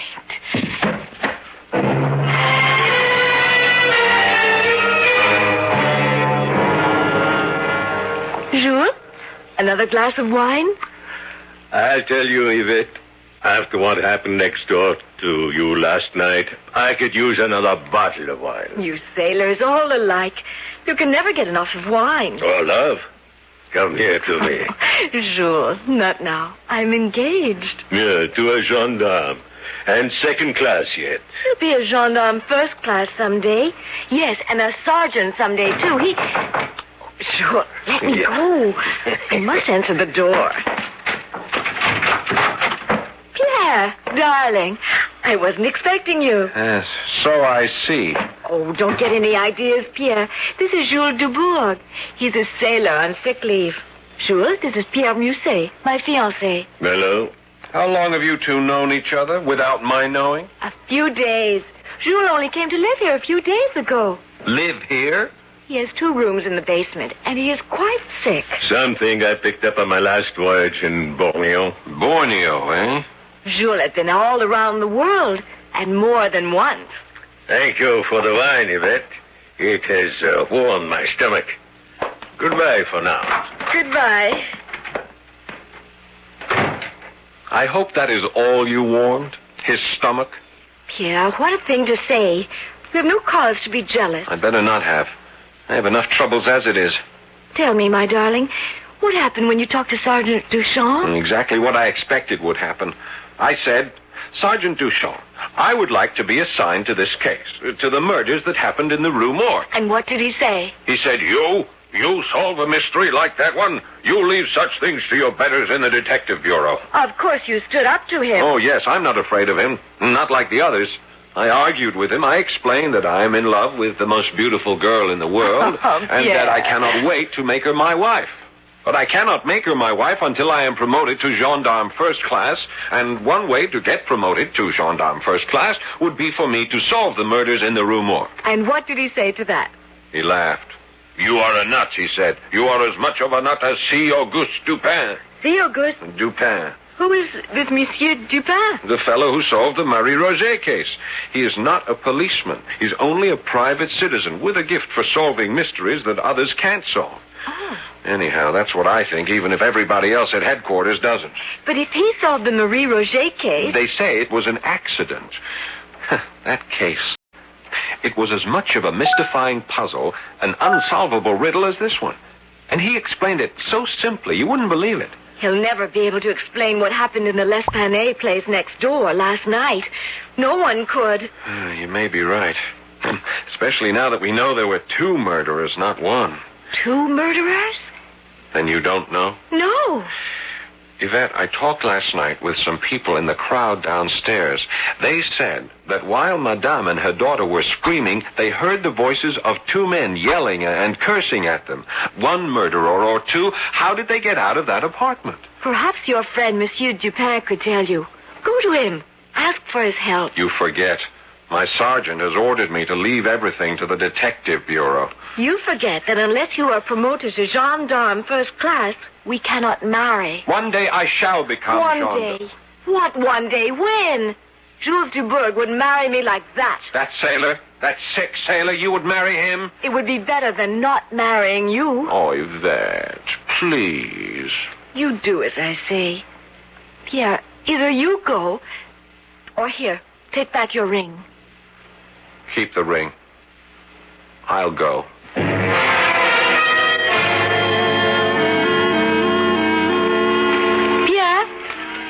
Pierre? Yvette! What are you doing here in Montmartre? I had to see you. This couldn't wait. Pierre, I found this shoved under the door of my apartment. Huh. Looks like a note. It is a note. Read it. Be warned. Tell your boyfriend to forget about the Rue Morgue murders, or you will die the way Madame L'Espanaye did. Yvette. I thought you had better see this and take it to Monsieur Dupin at once. He will know what to do. Yes. Yes, he would. Then take it to him as soon as you are off duty. And Pierre? Yes? You did go to see Monsieur Dupin, didn't you? Well, Well, no. I couldn't bring myself to do it. I didn't have the nerve. But now that your life is threatened, I'll go to see him and ask his help. I promise you, Yvette. I promise.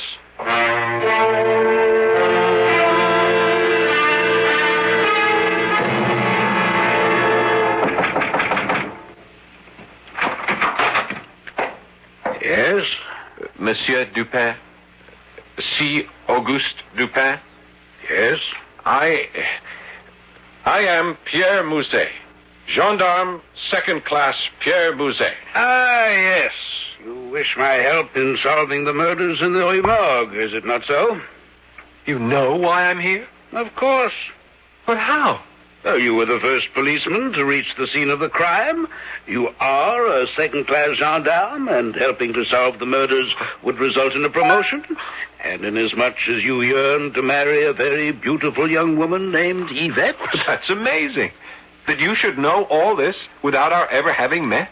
Amazing. It's anything but amazing, my friend. It's simplicity itself. Everything I've just told you was fully reported in the newspapers. Oh. Now then, won't you come in? And so what was to Pierre an amazing deduction turns out to be no deduction at all. Nor does C. Auguste Dupin turn out to be the formidable man Pierre thought he would be. As to whether Dupin can bring our two lovers happily together in marriage by solving the apparently insoluble mystery of the murders in the Rue Morgue, we shall see when I return shortly for Act 2.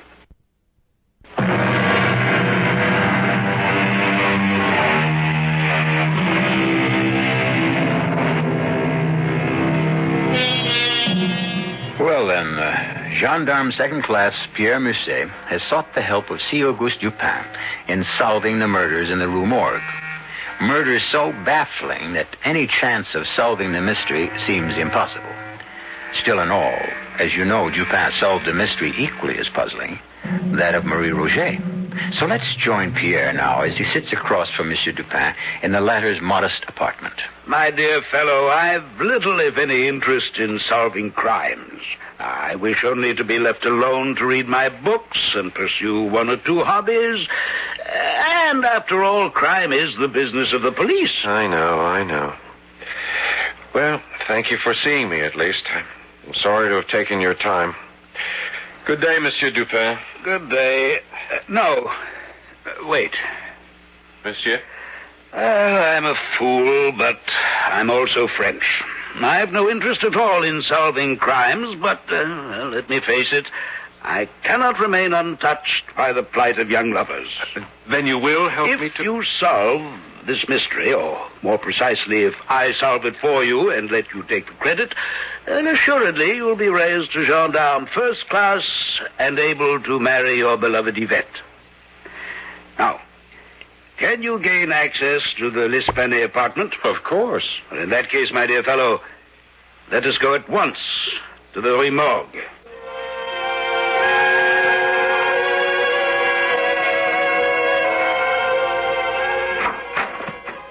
The door is unlocked here? Yes. As you can see, Monsieur Dupin, it was bolted on the inside when I broke the door. The bolt was torn out of the wood. Small wonder. You're a big fellow. Ah, there. That large blood stain on the rug. And that's where she lay. Madame L'Esplanade, with her head cut off. Now, the bag of gold pieces... It lay right here, on the rug. The gold pieces were strewn all over the floor. You know, I keep asking myself, why didn't the two murderers take the gold? But there is no answer. Because you're asking yourself the wrong question. The wrong question? Well, the answer to why they didn't take the gold is simple. They didn't want it. The question you should be asking is, why didn't they want it? Oh, yes. Yes, I see. Now, this is the fireplace where you found the body of the daughter, Camille? Yes. Stuffed up the chimney. Feet first, the head down. Again, I keep asking, how powerful must these men have been to be able to do it? To stuff a body up a chimney with such force that... Well, I don't know how many bones were broken. My friend, you have a positive genius for asking the wrong questions. Again, it's not how they do it, but why did they do it? What reason would they have for doing it? Oh, I can't answer that. Maybe there was no reason. There's always a reason, Pierre. Now, what else was there? Ah, yes, the windows. You say these are the only 2 windows in the apartment? The only 2. None in the bathroom, No. in the kitchen? None. And these appear to be kept locked with a nail in each. And let's see.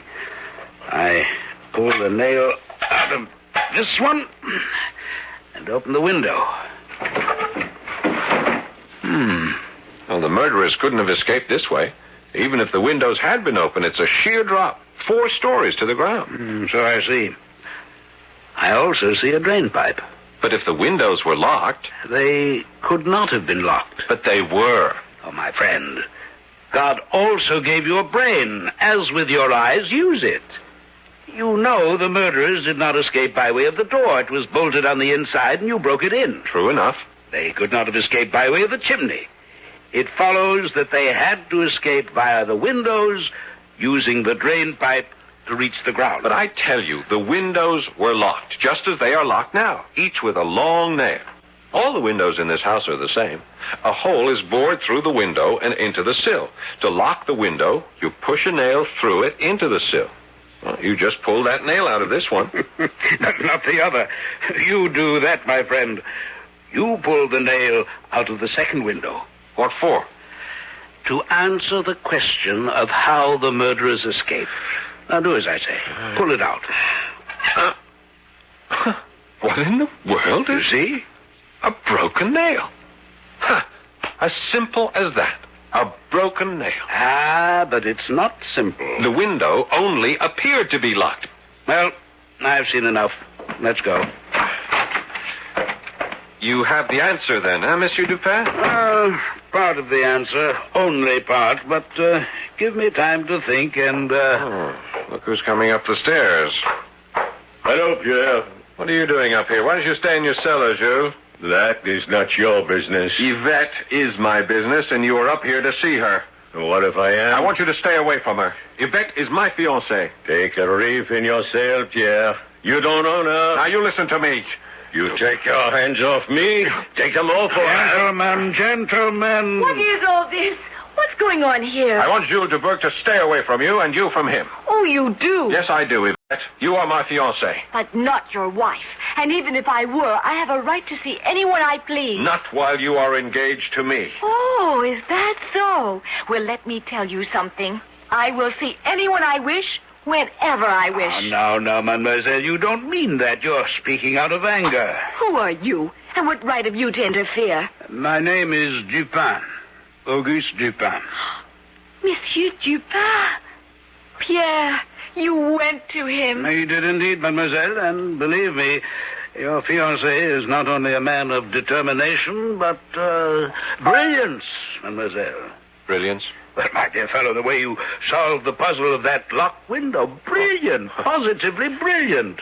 You'll be in the detective bureau before you know it. Oh, Pierre, that's wonderful. Wonderful. Jules, I think it would be better if you do not come to see me anymore. But Yvette... Please, Jules, no more. Have it your way. There are other ports of call. Oh, so there, Monsieur. Monsieur Dupin, can I offer you a glass of wine? Thank you, but another time. You could tell me what perfume that is you're wearing? Nuit de Passion. Passionate night. It's well named, mademoiselle. A pleasure meeting you, mademoiselle. Pierre, if you would see me down to the street. Oh, of course. But come back, Pierre. If you were off duty, that is. I am off duty, Yvette, and I shall be back. This fellow, Pierre, this Jules Dubourg, he's a sailor, isn't he? Yes. What's he doing here? Why isn't he at sea? I don't know. He's ill. Some sort of rare tropical disease he picked up in Borneo. In Borneo? Interesting. What's so interesting about it? You know, my friend, I told your fiancée you were brilliant enough to be a detective. Oh, I appreciate that, Monsieur Dupin. You did me such a favor, building me up in her eyes. Oh, but it's true, you know. You could be a detective. You've only to learn how to use your head and all your senses. My senses? All 5 of them. You see, everyone's senses, taste, smell, sight, sound, touch, all these tell things. But few people listen. For example, I noticed the scent of your fiancée's perfume. Have you? Well, I've always known she smelled exciting. But beyond that, you did not go. Now, you ask me why the fact that our sailor man, Gilles Dubourg, contracted a disease in Borneo is interesting to me. Yes, I do. But you've no need to ask. It's as I said before. You know, but you don't know you know. Very well, then. I'll give you a lesson. Your first lesson in how to be a detective. Now, first, look. Then, see what you look at. Then, put 2 and 2 together and make sure they add up to 4. Now, for instance, put Gilles Dubourg together with drain pipes and see where it leads you. Jules and drain pipes? I don't understand. You will. You will if only you think, my friend. Think.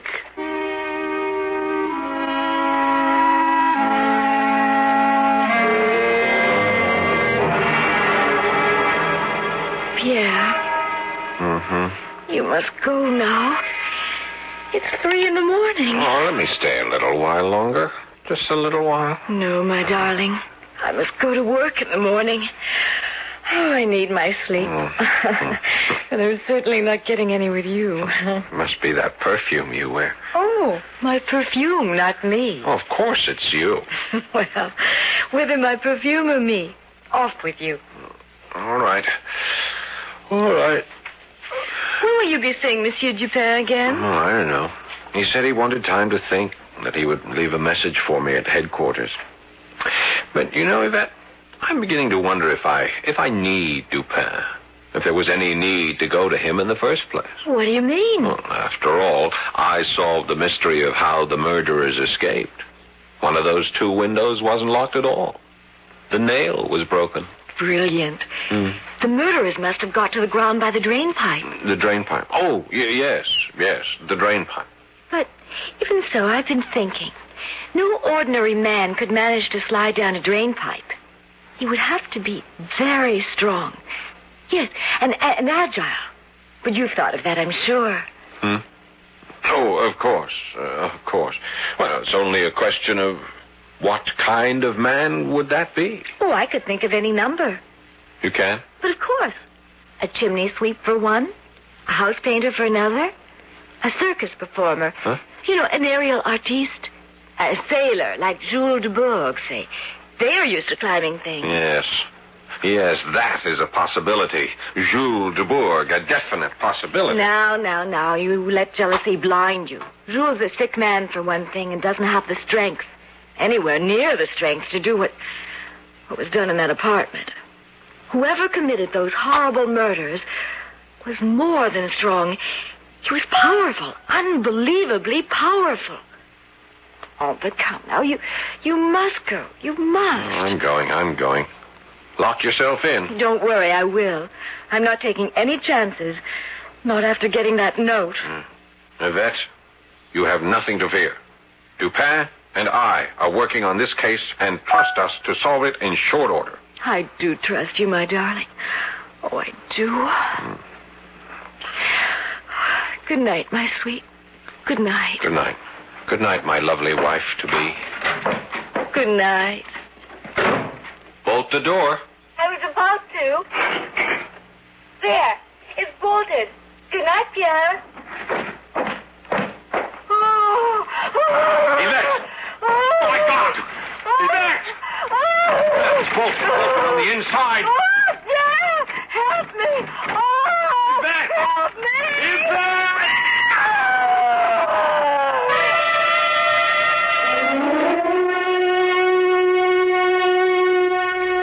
The horror that struck Madame L'Espanaye and her daughter now strikes Yvette.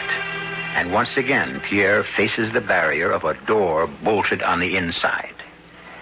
You, like me, can imagine the terror of this young policeman as he steps back before flinging all his weight at that locked door, wondering what frightful sight will meet his gaze when he breaks it down. I'll return shortly for Act 3.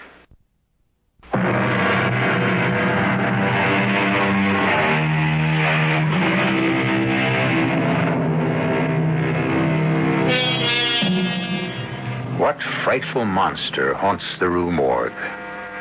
What kind of fiend committed the butcheries on Madame L'Espanaye and her daughter Camille? These are the questions young gendarme Pierre Musset has been seeking to answer. Now it seems he's about to find those answers in the most horrible way imaginable. For behind the bolted door of her apartment in the Rue Morgue, his fiancée Yvette is herself in the grip of the fiend. Oh, Lord, help me. It's dark. The lamp. Where's the lamp? What? Here. Wait. What happened? Oh, my stomach. Yvette. Where's that lamp? Light the lamp. There. Yvette. Heaven help us all. Yvette!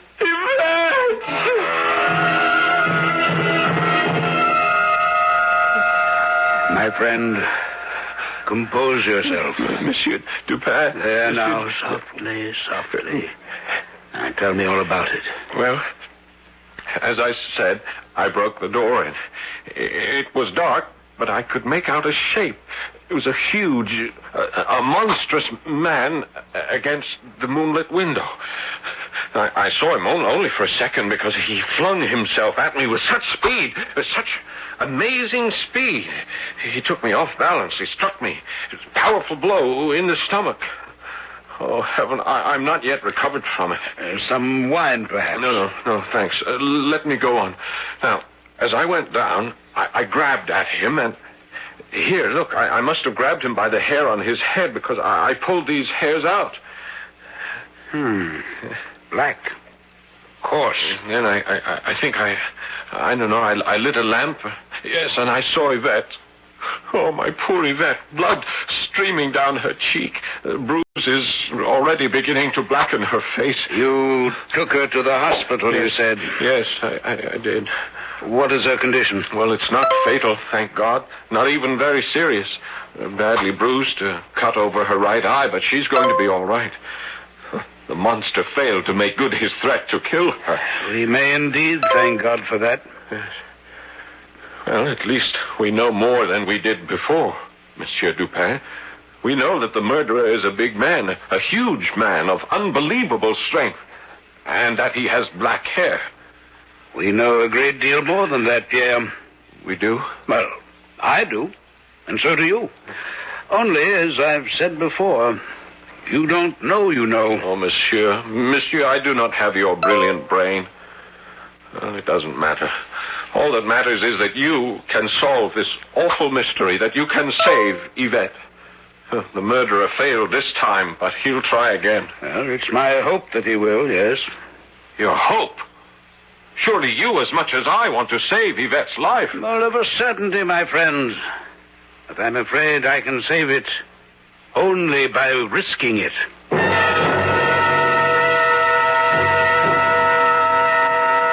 Yvette, you're sure you're comfortable on the couch? Yes, Pierre. Thank you. Mademoiselle, are you strong enough to help me in a plan I have in mind? Now, wait, what kind of a plan? A plan to trap the murderer. And I can help you trap him? You can be the bait. Now, just hold on a moment. Yeah, let me explain. There is nothing to explain. Whatever you have in mind, I refuse to let Yvette risk her life. Nonsense, Pierre. My life is in danger anyway. Precisely. The killer will strike again, but not for the reason you think. What do you mean? In that note he sent Yvette, he swore he would kill her if I did not stop trying to unmask him. But that is not the reason Yvette was attacked. In fact, if I'm not mistaken, she was not deliberately attacked at all. How can you say such a thing? Look at the bruises on her face, her arms, the gash over her eye. Use your ears, my friend, no more than your eyes. I did not say Yvette was not attacked. I said she was not deliberately attacked. Nor was she attacked by the person who wrote the note. Monsieur Dupin, you amaze me. How do you know all this? Because 2 plus 2 equal 4 if you put them together properly. I'll help you by showing you the facts once again, but you must add them up. First, we know that the killer entered the L'Esplanade apartment by the window and left by the window because it was not locked, though it appeared to be. The nail was broken, yes. As you discovered, Pierre. Yes. Quite so. Now, this apartment is next door to the L'Esplanade apartment. Outside that window, it's a 4-story drop to the backyard unless the murderer escaping slid down the drain pipe attached to the wall between these apartments. You follow? Yes. A sailor, Monsieur Dupin, a sailor maybe, like Jules Dubourg. There you go again, letting your jealousy... No, mademoiselle, he's altogether right. A sailor could climb the drain pipe. So much for that fact. Now, here's another and a most revealing one. Why was the bag of gold pieces, worth, as we have learned, more than $4,000... Why was that bag of gold not taken? Perhaps the murderer was in such a hurry to escape. But there was no hurry. The door was bolted. There was plenty of time to escape. You said the gold wasn't taken because it wasn't wanted. But what were the L'Esplanades killed for, if not the money? Revenge? It couldn't be that. They stayed to themselves. They knew no one. Well, if not for money or revenge, what then? Nothing. Nothing? Monsieur Dupin, that makes no sense. No sense at all. Precisely. That's the answer. The L'Esplanade murders were senseless. But that is impossible. The murderer must have killed for a reason. No, he did not. And why do you keep saying murderer when there were 2? You're forgetting one of the most important facts of all. The fact that 2 voices were heard in the L'Esplanade apartment. One was definitely that of a Frenchman, but the other... you shall see tonight, if mademoiselle will indeed act as the bait. Of course. What do you want me to do? Do not lock your windows, and do not bolt your doors. That is all. That is enough. Now, be calm, my friend. Your fiancée will not be alone. We shall be with her, both of us armed with pistols. Oh, and one thing more, mademoiselle. Monsieur? That perfume of yours, Passionate Night. And be sure to use it. Use a lot of it. If you say so, yes. Why? The murderer, I think, finds it enticing. If it comes to that, so do I.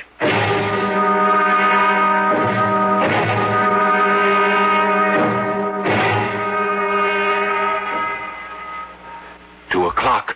No sign yet of the murderer. He'll come, of that I'm sure. Especially since mademoiselle did indeed use a sufficiency of Passionate Night perfume. It makes waiting a pleasure, mademoiselle. Thank you, Monsieur Dupin. It won't make Yvette's death a pleasure. She will not be harmed, I promise you. I have a pistol, and so have you. I'll be sure to use it when I give the word. And, Pierre. Yes? Shoot to kill. Depend on it. I shall certainly... Listen. Come back. Come back, I tell you. Let me get to the window. Yes, it's coming. It's climbing the drain pipe. It? Damn you, come back. And someone climbing the pipe behind it, trying to reach it, trying to stop it. You keep saying it. What do you mean, it? You'll see in a moment. Get back, well back. You, mademoiselle, you stay there. Pierre? Yes? The instant it appears in the window, I'll give the order to shoot. Remember, shoot to kill. Don't worry about that. Now, shoot! It's still alive. Shoot again. Light the lamps while I get to the window and... Dubourg! Jules Dubourg, come up. Don't try to escape. Dubourg, I was right. It is Jules Dubourg. Who else, my friend? He's the only sailor living in this arrondissement. Come in, Dubourg, come in. Please, it was not my fault. It was not my fault. I'm well aware of that. You've nothing to fear, although you thought you had. On the floor.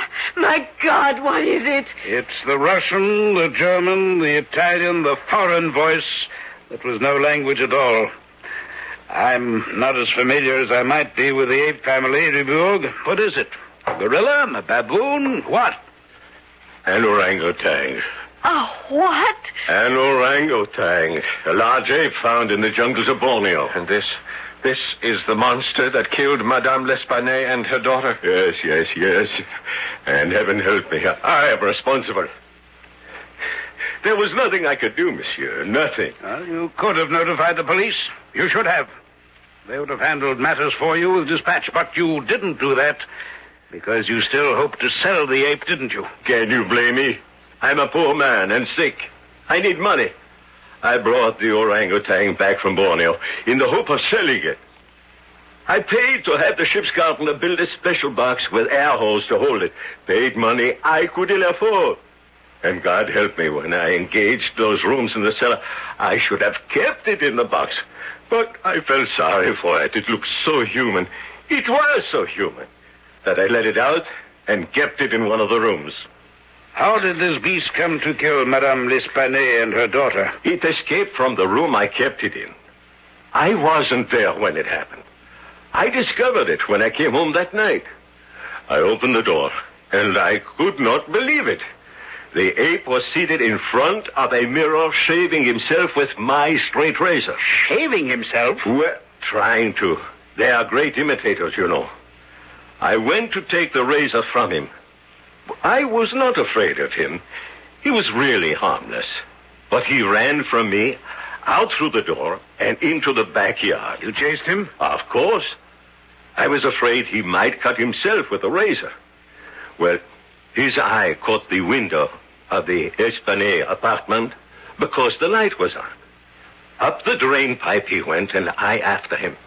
He tore the window open and went in, and the screaming began. You wrote that note to Yvette, didn't you? That note that threatened her life? Yes, but only to frighten you of the case. I was afraid if you found out what had happened, I would be sent to the guillotine. I believe you. But why did you let the ape attack Yvette? I didn't. I couldn't control it. And it was drawn to her by that perfume she wears. My perfume? That time when we were kissing and holding each other close, the ape smelled her perfume on me. What? I brought the scent of your perfume back to my cellar rooms. It was on my clothes. The ape couldn't get enough of smelling my jacket. He liked the perfume, enjoyed it. And so, when he escaped last night and tonight, he followed the scent here. But he didn't mean to harm you any more than he meant to harm the Espanays. It was your screams and theirs that frightened him and made him do the horrible things he did.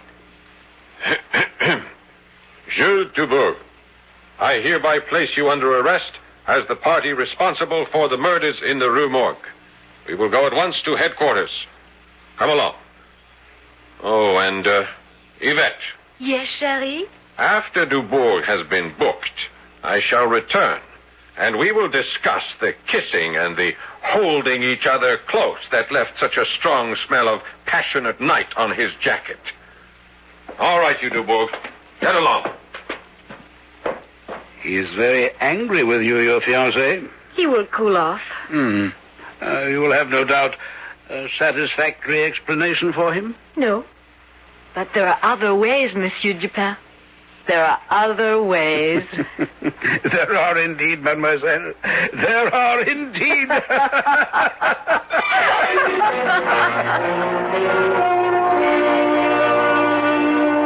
So ends the murders in the Rue Morgue. If not happily, at least on an easier note. I may tell you that Yvette did cool Pierre's anger, and that they wound up eventually with 9 children. Very handsome and healthy children who became the pride and joy of Sergeant Pierre Musset. I'll be back shortly.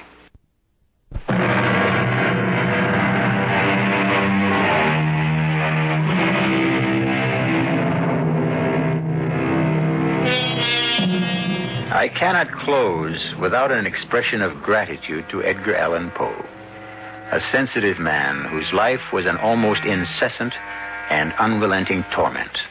Such torture for him that he sought release in alcohol and drugs. He yet gave the world immeasurable pleasure with his stories of the macabre, the horrible, the arcane. He may even have given to the world one of the greatest fictional detectives literature has ever known, Sherlock Holmes. I don't know about others, but I must ask, had it not been for C. Auguste Dupin, would there have been a Sherlock Holmes? Our cast included Paul Hecht, Guy Sorel, Corinne Orr, and Dan Acco.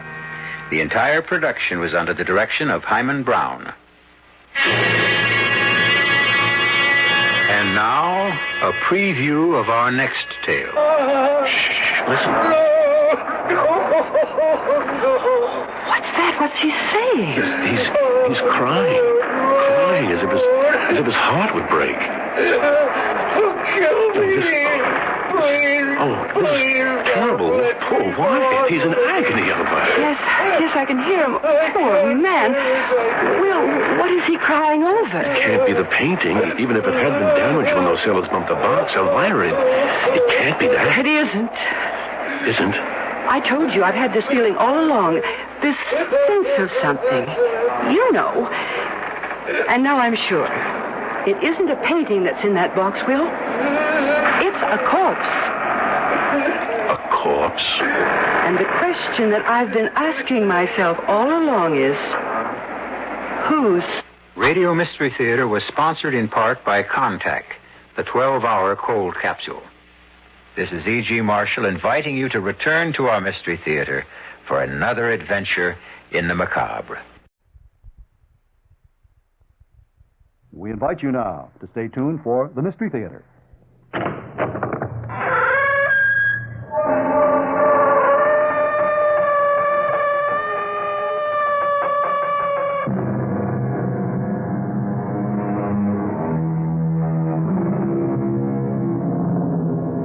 Come in. Welcome. I'm E.G. Marshall. I am a parcel of vain striving, by a mere chance held together. Sometimes, perhaps in the silence of the night, when there is a moment for quiet reflection, pause to ask, what is this burning package of desire known as the body? What is this seething mass of chaotic thought known as the mind? Think about it. Some of the answers you get will frighten, amuse, and astound you.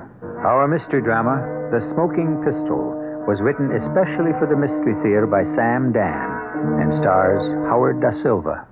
It is sponsored in part by Buick Motor Division and Anheuser-Busch Incorporated, brewers of Budweiser. I'll be back shortly with Act One. Budweiser presents Beer Talk. A lot of people like their beer ice cold, but too cold can be too bad for the flavor of great beer. Take Budweiser. It's brewed and beechwood aged to taste best at about 40 degrees. Of course, if you're on a picnic and the Bud's on ice and nobody brought a thermometer, go right ahead. It's nothing to get hot about. Anheuser-Busch headquarters, St. Louis, Missouri. I'm E.G. Marshall, host of Mystery Theater. It's Christmas time, and you are Santa Claus, the spirit of Christmas. And with your generosity, the reality of Christmas will be brought to thousands of needy children in the WOR listening area. Your contribution means gifts of toys and clothing for each of them under Christmas trees in hundreds of hospitals and institutions. You light up those little faces on Christmas morning because you have taken the time now to send your check to the WOR Children's Christmas Fund. The nicest thing about your contribution is that 100% of it, the entire amount, is used to buy gifts for the children. Send your check today to the WOR Children's Christmas Fund, Box 710, Times Square Station, New York, 10036. Thank you. Ah, Madame Rochas, je vous adore. Ah, Madame Rochas, pour moi, vous êtes toutes les femmes. In France, romance is a national passion. So is Madame Rochas. Madame Rochas, perfume and eau de cologne. There's never been a more romantic fragrance or a more beautiful interpretation of what it means to be a woman. But why wait for him to make a gift of it? Discover Madame Rochas for yourself.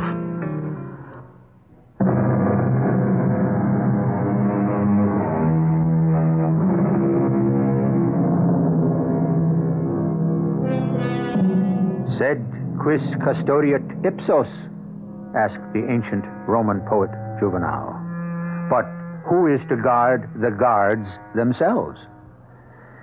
Those who watch over us, those to whom we entrust the right to use the awful power of the state in our name. As you can see, it's not a new problem, for the guards themselves are also human, which means they are neither better nor worse than the best or the worst of us. This has been a bad day for Detective Lieutenant Harry Reinfield. Quite possibly the worst day he has ever known in his life. Harry, I don't know what to tell you. I'm so sorry. I saw him, Jim. I just saw him. I got hot coffee here. He was laying there. Let me pour you a cup, huh? He didn't even look. What's he doing in the morgue? I said. Here. Drink this, Harry. Drink it. What's this 21-year-old kid doing? Laying on a slab in the morgue. He don't even look... You want to go home, Harry? But then you look close and... there it is. Maybe you should come home with me, Harry. Just a little black hole. Stay with Belle and me tonight, Harry, and get some sleep. And it's my fault. No, it isn't. He was crazy to be a cop. Why do you want to be a cop, I asked him. Go to college, I told him. He went to college. Yeah, the day he graduated, he joined the cops. What did he need it for? I gave the department 25 years. Shouldn't that be enough for one family? He could have made something out of himself. He made something out of himself. Yeah. Well, here's how it is right now. I'm out to get the punk that killed my boy. I know how you feel. If I have to spend the rest of my life, I'll get him. And, Jim, this is between you and me. Don't expect me to bring him in. Harry. So look at me, Jim. Harry Reinfield, Detective Lieutenant Harry Reinfield. Ace homicide sleuth. That's what it says in the paper. There's something you... All those cases I solved, we used to sit around and laugh at the stories they wrote about me, remember? We know what police work is, don't we, Jim, huh? Don't we? Sure, Harry. All those cases I solved for the city, for the law, for the taxpayers, for the department. Well, now I'm going to solve one for me. I'm going to crack one, break it wide open. Nobody's going to stop me. And when I get my hands on that... Harry, sit down. Don't you give me orders. I'm your superior. I got the right to give you orders. Not today. Sit down. We got him. You what? I said, we got him. You brought him in? Yeah. Who have you got? Well, he was there on the corner of Collins and Maple, a gun in one hand, Jerry's wallet in the other, some glassine packets of horse scattered on the ground. Go ahead. Well, what more do you need? What more does the DA have to produce for first degree? It was a drug bust, and the punk had a gun, and... Yeah? Yeah, what's the punk's name? Mason. George Mason. Has he got a sheet? Oh, some little stuff, break and entry, assault. Where is he? Down in the holding pen. I want to look at him. Harry, would that be such a good idea? I want to see the punk that killed my son. Maybe you shouldn't, Harry. Not now. Not the way you feel now. I said I'm going down to the tank. On your feet, punk. What's your name? You have a name, don't you? Okay, that doesn't matter. So, you confessed yet? Let's hear the answer, punk. Has he confessed, Jim? He won't say a word. He won't say a word, huh? Quiet little punk, right? So, let's go over what happened again. There's this young undercover cop, and he arranges to make a buy from you, right, punk? On the corner of Collins and Maple. You meet. You hand over the junk, he flashes the badge, and you pull a gun, right? Right, punk? What's the matter? Now answer me. He doesn't have to talk, Harry. And you pull the trigger. You kill the cop. That's what happened, right? Harry, you know the law better than anyone else around here. He doesn't have to say a word. Oh, yes, he does. He does, and I'm going to make him sing the loudest song you ever heard. Are you crazy? You can't rough this kid up. He's going to talk, Jim. Lay a finger on him and you destroy the case. He'll get away with it. The judge will have to throw it out of court. Never going to get to court. Harry, you're crazy. No, Jim, he killed my son. Put that gun back in the holster. Don't try to make me, Jim. You're a police officer. I'm also a father. That is, I was a father. You took an oath to uphold the law. There's another law, an older law. An eye for an eye. Now, punk, you're gonna die. Harry! Confess, punk. Don't go to meet your maker with a lie in your soul. Don't go with a sin in your heart. Confess now. Confess to me, and I'll forgive you. And I'll send you out of the world clean. You're crazy, Harry. Come on, punk. Confess before I pull the trigger. Jump him, Carter. What? Hold it, Carter. Hold on to him. I'll kill him. You're not gonna... Hold on to that gun hand, Carter. Now, hold on. You can't stop me. You asked for it, Harry. I'm sorry, Harry. I'm sorry.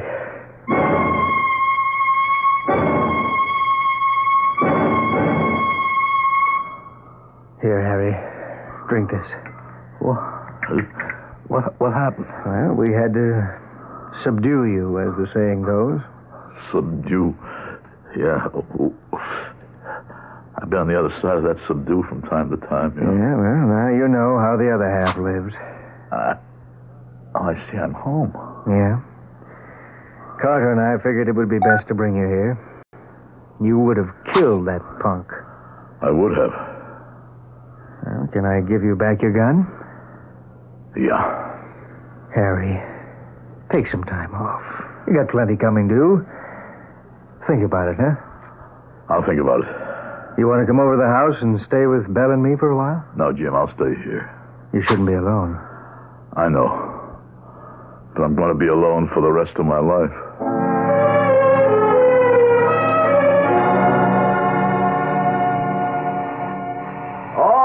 All right, I hear you. Yes? You're Lieutenant Rhinefield. Yes? May I come in? Well, It's very important. Important? I'm sorry, ma'am. I can't consider anything as being important today. I just buried my son. I know. I was at the funeral. Well then, I'm sure you know how I feel. Not now, but I will. Because a few months from now, I'll be coming home from my son's funeral. I beg your pardon?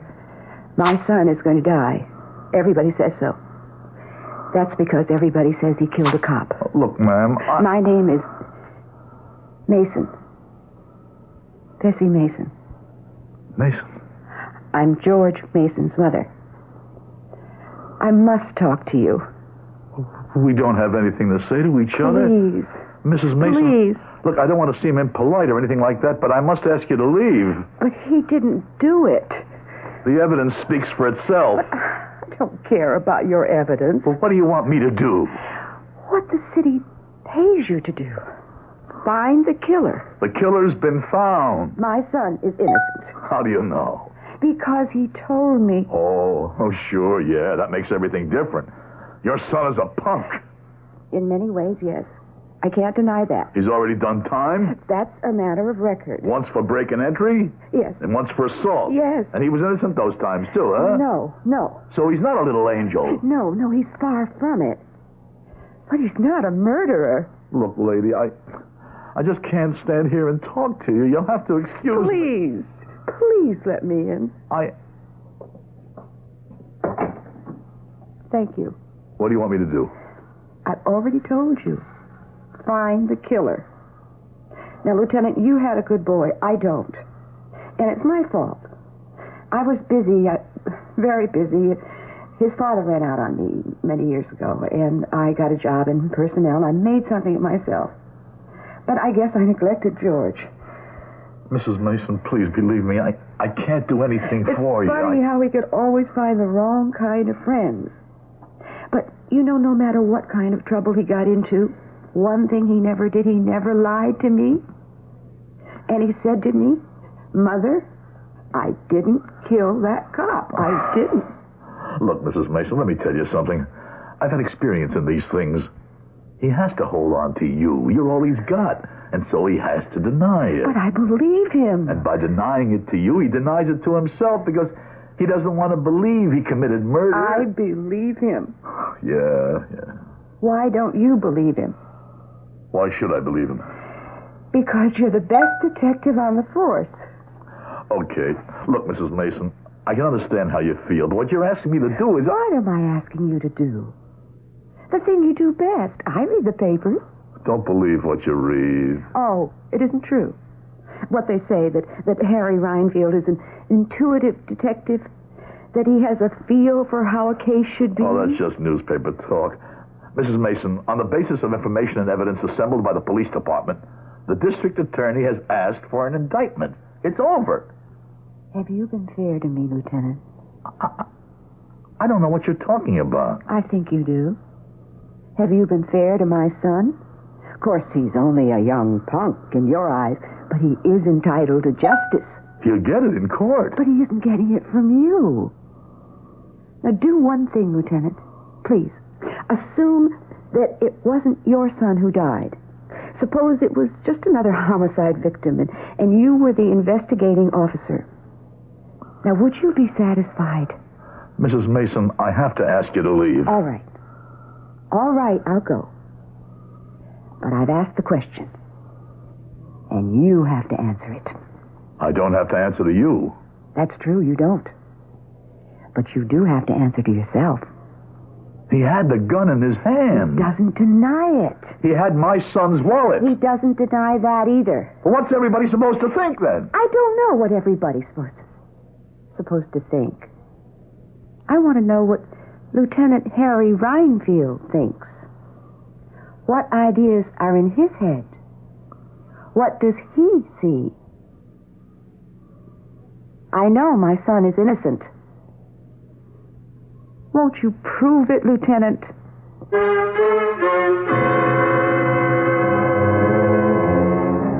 In a recent, highly celebrated public proceeding, a definition of guilt was requested.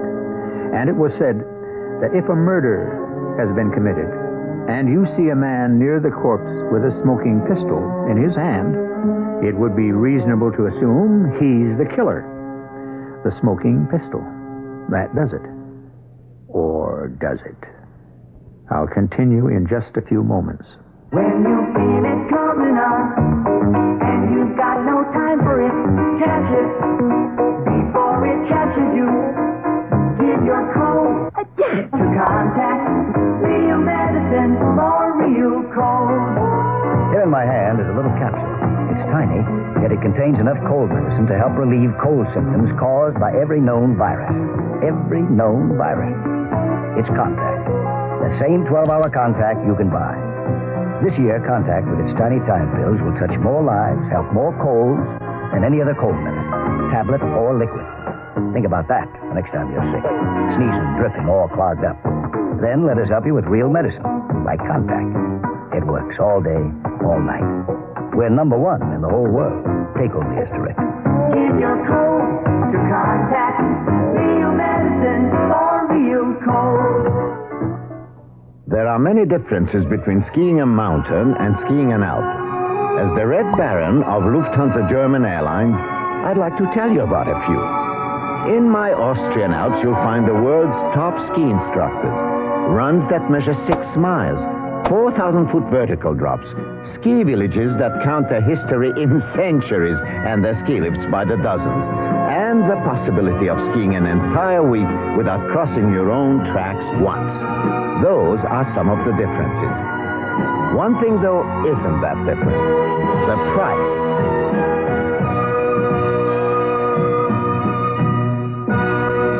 The cost of the Red Baron Ski the Difference holidays in Austria, including airfare, are about the same as the cost of an equivalent length stay in a comparable Western American ski resort.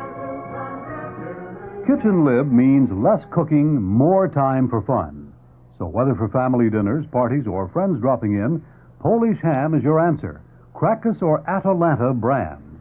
These are fully cooked right in the can. All gristle and bone have been removed, so you buy only lean, tender meat. Now, this is great for your budget, too. All you need to do is open the can and slice whatever quantity you need. Of course, you can also heat Polish ham if you prefer, if you want a warm meal. Krakus and Atalanta are the only imported hams to have continuously earned both the Parents Magazine seal of commendation and the Good Housekeeping seal. All this and great flavor, too, in handy 2, 3, 5, or 7-pound tins, or sliced in whatever quantity you need. Get Krakus or Atalanta hams at food stores in your neighborhood.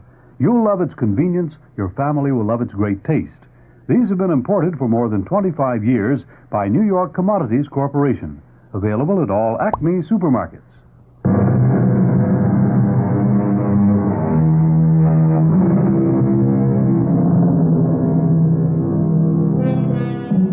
The victim, a young undercover cop named Jerry Reinfield.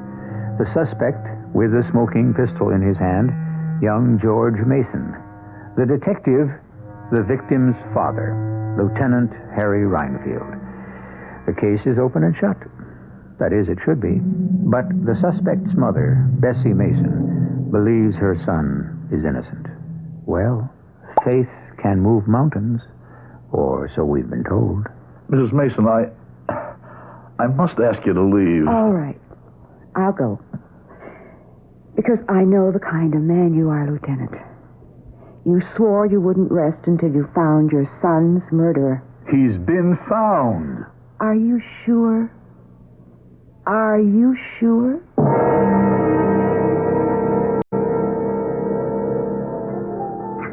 What are your plans, Leona? Plans? I don't know. I haven't made any. Are you going to? I suppose so. One day. Thanks for taking me to dinner, Dad. Thanks for calling me Dad. I guess today it would have been official. Yeah. I'm sorry, Leona. A quiet little wedding. That's what we wanted. You'd have made a good wife for a cop. Oh, how do you know? You've known me such a short time. Whirlwind courtship, that was Jerry. Love at first sight. It's the only kind there is. Jerry. He met me at a party on a Friday night. He proposed to me on Saturday morning. I said yes Saturday afternoon. Saturday night, he tried to talk me out of it. Why? He suddenly realized, he said, how dangerous a cop's life can be. He didn't want me to be a cop's wife, especially his wife. Doing undercover work, he'd made a lot of enemies. Yeah, I know. After some pretty good arrests, there were threats made on his life. Yeah, we all get those. He tried to talk me out of it, but by then it was too late. I was in love with him, too. I know how you feel, Leona. But you're only 22. Life has to go on. I suppose it does. Although I wonder why. You think so now, but time will pass. You'll find another guy. I know. That's why it's so awful. That night, he was supposed to come over for dinner. And he said, I'm going to be late. I have to meet a fellow all the way across town, corner of Collins and Maple. Collins and Maple. I said to him, Jerry, this is confidential. How can you tell me? And he gave me that smile of his and said, you mean I can't trust you, honey? I used to tell his mother everything, too. You're not supposed to, you know. I was so scared. It's such a dreadful neighborhood. And he laughed and said, if you're out to make a drug bust, you don't usually go to the high rent district. One consolation. At least they got the killer. Yeah, we got the killer.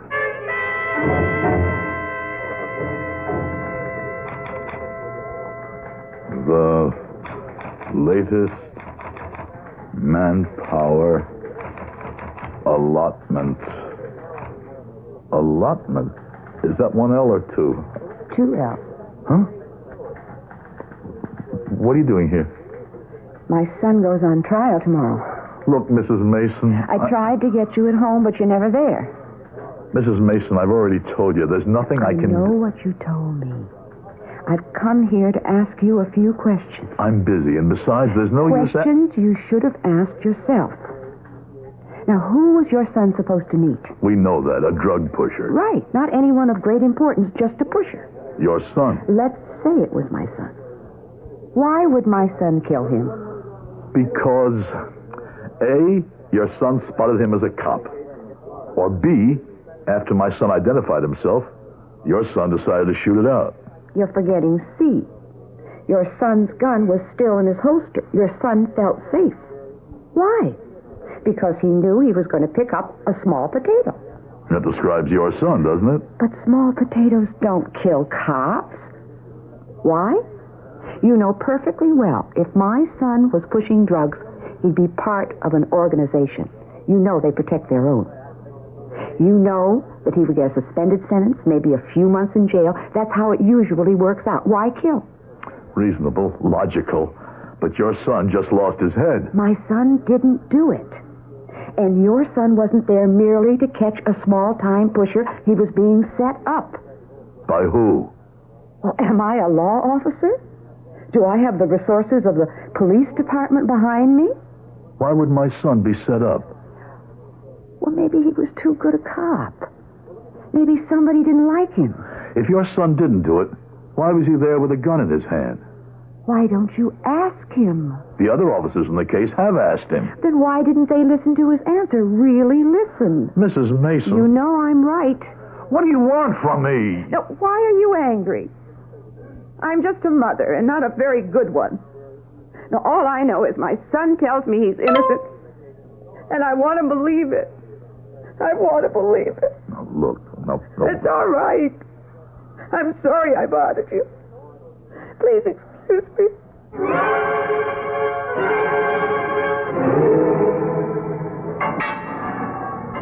Okay, Pete. I'll bang on the door when I want to see you. No, God! Don't leave him in the cell with me. He'll kill me. Ah, shut up. See you later, Pete. Don't go. He'll kill me. I said shut up. Well, what do you want? The truth, punk. I got a name. It's George. George Mason. To me, you're still a punk. You can't kill me. I'm not gonna kill you. What do you want from me? What are you doing here? Your mother wanted me to talk to you. My mother? You mean my old lady asked you to come here? And I'm doing this for her sake. Yeah, Bessie's still a good-looking dame, ain't she? I'm gonna let that pass, but don't press your luck. So, and she's cut up about me. Well, it's the only time. What do you mean it's the only time? She never knows I'm alive, except when I'm in jail. Is that so? Yeah. She's a very busy dame, you know. Works at a big, important job. Runs with big, important guys. Look, I'm not here to talk about her. I want to talk about you. She always gets guys that do things for her. I don't care what it is, you know, even something like this. Well, look, you're here. What happened that night? You wouldn't believe a word. Well, tell it to me then. I already told it 100 times. Make it 101. Let's start with what we've got. You were on Collins and Maple, huh? Yeah, you know, Collins and Maple. It's a place for all kinds of, weird characters. And you were looking for some loose change, huh? I'm coming down Maple, and just as I get to Collins, I hear voices. Voices? Saying what? I don't know, just voices. I can't make out the words. Anyhow, I hear a shot, and I hear steps running off, and I hear somebody moaning, so I go around the corner, and it's dark. I see someone laying on the ground. I bend down. How did you know he was... You can tell when somebody... So I figured, why does he need his wallet? where he's going, he don't need nothing. So I reach inside his jacket, and there it is. So now I hear footsteps coming around Maple, see? And I get scared. There's this pistol laying on the ground. So like a chump, I pick it up. Maybe I need it, you know? And the next thing I know, there are these two guys pointing guns at me, and they yell, "Freeze! Police officers!" And that's the story. Yeah. Some story. I told you wouldn't believe it. Go back to the voices now. I'm not even sure they were voices. But what were they then? Well, you're walking down the street, mind your own business. You hear like a hum of, maybe people talking. Who pays attention? And then bang, the shot. You say you heard footsteps running off. Did you see anybody? Well, by the time I turned the corner, whoever it was got away. What did the footsteps sound like? For crying out loud, what do footsteps sound like? Were they heavy footsteps? Well... Did it sound like it was a big guy? Heavy step? Oh, I see what you mean. No, they wasn't heavy. They were light. Light? Yeah. You could almost picture a guy that, by the sound of the foot... Yeah, I see what you mean, yeah. Okay, get over it. How do you picture this guy?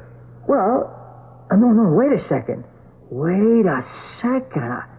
I don't picture him as a guy at all. It was a dame. A dame? Yeah, but listen, when a dame is running down a sidewalk, a dame with heels, it makes a sound like rap, tap, tap, click, click, click, A dame, huh? Yeah. Why didn't you say this before?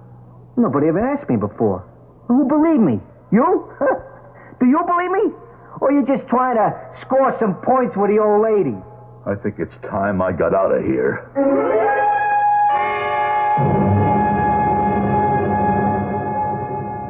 Harry, we were all through this. We went over it with his partners, Carter and Fordyce.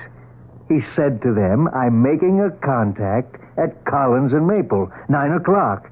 They were there to back him up. They had to keep out of sight. They saw him go around the corner, then they heard the shot. When they got to him, he was on the ground, and the punk, this George Mason, was standing there with the gun in his hand." And they didn't see anybody else? Didn't hear anybody else? You want to ask him again, he'll get the same answer. The punk says he heard someone running away. Oh, sure. What's the matter with you, Harry? It's your way of reacting to your son's death. Suddenly this concern for the killer. Who says he's the killer? Harry, you're talking to me. He was standing there with the smoking pistol. Now, we're satisfied he did it. So is the DA. In a matter of weeks, so will 9 judges and a jury. Yeah, well, maybe I'm not satisfied. It can be a problem if your attitude becomes known, Harry. Well, once he's acquitted, that's the ball game. I'm not sure of anything anymore. Ever since Ruth died, your son has been your whole life. I know that. And now, suddenly he's gone, and you've got nothing and nobody. Well, that has nothing to do with it. This Mrs. Mason is a very good-looking woman. And that has nothing to do with it. You sure about that? You're lonely, Harry. She means nothing at all to me. Nothing. I got a hunch about this case. Harry, the two of them, the punk and his mother, they could be working this together, playing you for a sucker. Yeah, maybe. Well, you admit it's possible. Oh, anything's possible. Everything's possible. All right. What are you going to do? I'm going to nail it down. How? I don't know yet. I've got a hunch. And as far as it goes, it's crazy. But I'm going to run it down. All the way down.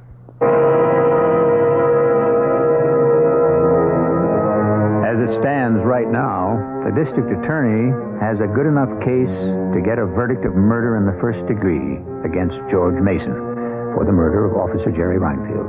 He had the smoking pistol in his hand. Why shouldn't Lieutenant Harry Reinfield be satisfied with that and let the law take its course? Why? I'm sure we'll find out in Act 3. Ever taken a close look at a glass of Budweiser? The Budweiser brewmasters have. In fact, they've been looking closely at Beechwood Age Budweiser since it was first brewed back in 1876. And you know something? After 100 years of looking, they still think the only thing more beautiful than a glass of Budweiser is the taste of Budweiser. A taste that speaks for itself, loud and clear. Anheuser-Busch, headquarters, St. Louis, Missouri. The 1977 Buick Regal. It comes with Buick's terrific V6 engine. It carries 6 people and lots of Buick comfort. It's lean. It's maneuverable in city traffic. It's the most luxurious mid-sized car Buick builds. Yeah, this new Regal is pretty much everything a car should be, except for one thing. It isn't yours yet, but it can be. Just see your Buick dealer for a test drive soon. Just about everyone.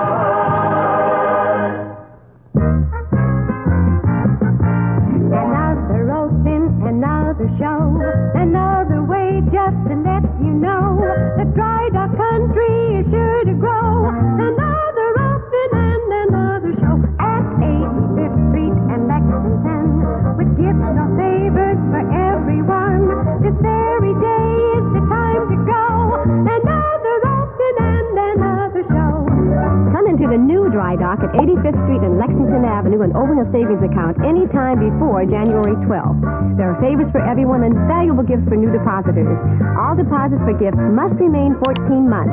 Don't forget, before January 12th. Another opening, another show. A Dry Dock opening's the place to go. For gifts and favors, come say hello. A Dry Dock opening and another show. In White Plains and Katona, too, Dry Dock Savings Bank, member FDIC. Here's something to cheer about. It's the great value you get at Cheers Steakhouse.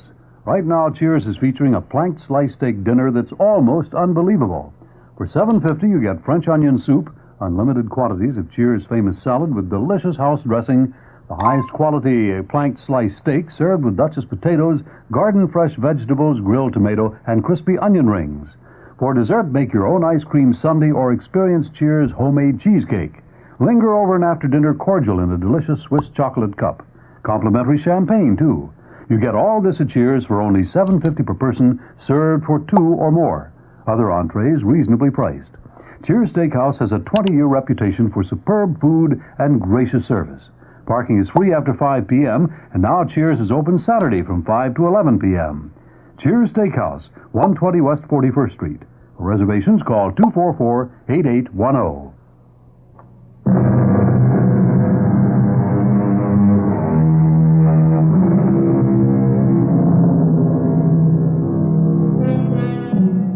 The world, according to Lieutenant Harry Reinfield, is a place of feelings and hunches. Yes, people do pay lip service to something known as facts, but there's nothing factual about the truly important things in our lives. Do we consider facts when we love? Do we look for facts when we hate? Do we require facts to support what we believe? And what is a fact, anyhow? Do any two people look at the same so-called fact in exactly the same way? You, busy, Harry? Yeah. Doing what? I'm looking through this file. Which file is that? The threat file. What for? These are all the letters we get threatening to kill cops. Harry, this is stuff written by nuts. Who else commits murder? Harry, this thing is so obvious. George Mason has to be the killer. What are you doing to yourself? This is how I work. Is this the theory we're going on now? Some nut sends a letter threatening to kill a cop? Then he sets Jerry up? We're just following a certain line of inquiry and seeing where it leads us. Oh, yeah. Well, let me know when you get there. Look at this. A plain piece of white paper, neat, clean, and typed. Very good typing, huh? Fresh black ribbon. So what? Well, your average nut letter is typed badly on an old machine with hardly any black at all on the ribbon. You still haven't told me what this proves. The strike on each letter is even. And this was done by a typist. Okay, nuts who know how to type, so what? But listen to this. I intend to get even with you for what you did to someone I love more than anyone else in the world. What was done to him will be done to you. And? That's it. That's all of it. And somebody wrote that kind of note to Jerry? No. It's addressed to me. To you? See? Lieutenant Harry Reinfield. Okay. For the sake of argument, somebody's out to get you. So they call to set up a trap. But the call goes to the wrong Reinfield. To your son Jerry instead. So it's mistaken identity. If I could only find the machine on which this was typed. Oh, sure. There are only 1 million typewriters in the city.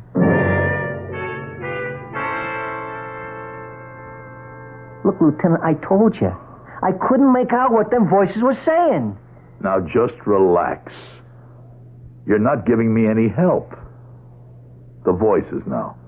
They were low? I could hardly hear them. Well, what did you hear? Now, just be quiet. Don't say a word. Now, you're walking down the street at night. It's dark. Deserted. You approach the corner. You're aware of voices. I told you, Be quiet. Shh. Why do you say you heard voices? Because... Come on, tell me. Because... Why do you say voices? Why not noise from a truck or why not a dog barking? Because they were human voices. I mean, people. They were saying words. What words? I don't remember. There's no way I can remember. Don't quit on me now. I wasn't paying attention. Well, maybe you don't remember the words. Can you remember how they were said? How they were said? Yeah, did it sound angry, like an argument? An argument? Yeah. Yeah, I think so. Why? It sounded like a fight. Yeah. One word I can remember. One word. Crazy. Crazy? Yeah, that was the word. No, the 2 words. You're crazy. And then the shot. And the dame ran away. I mean, I heard what had to be a dame's footsteps running away. You heard him say, you're crazy, right? Yeah. Now that I concentrate, that's what I heard. But don't ask me to remember anything else. That was all I heard. It's enough.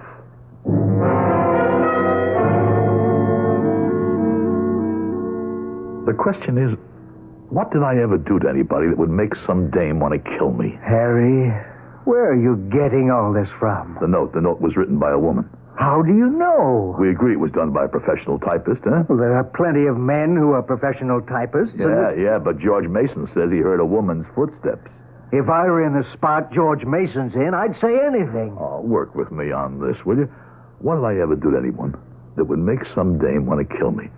Now, this note was received on April the 18th, which means that whatever it was, it happened before that date. Now, what did I do? It beats me. You were the one who said it could have been mistaken identity. Someone's out to get me. They call me to set me up, except they get Jerry by mistake. So this dame meets Jerry and says, Lieutenant Reinfield, I'm going to kill you. Or something like that. And she has the gun, and Jerry says, you're crazy. Well, that's what George Mason heard. The question is, whose husband or whose boyfriend did I kill? You didn't kill anybody, Harry. Yeah, I know that. In all the years on the force, I never had to fire a single shot. But whose husband or boyfriend did I send up for life, or who died on account of me? You better forget that letter and the file and let justice take its course.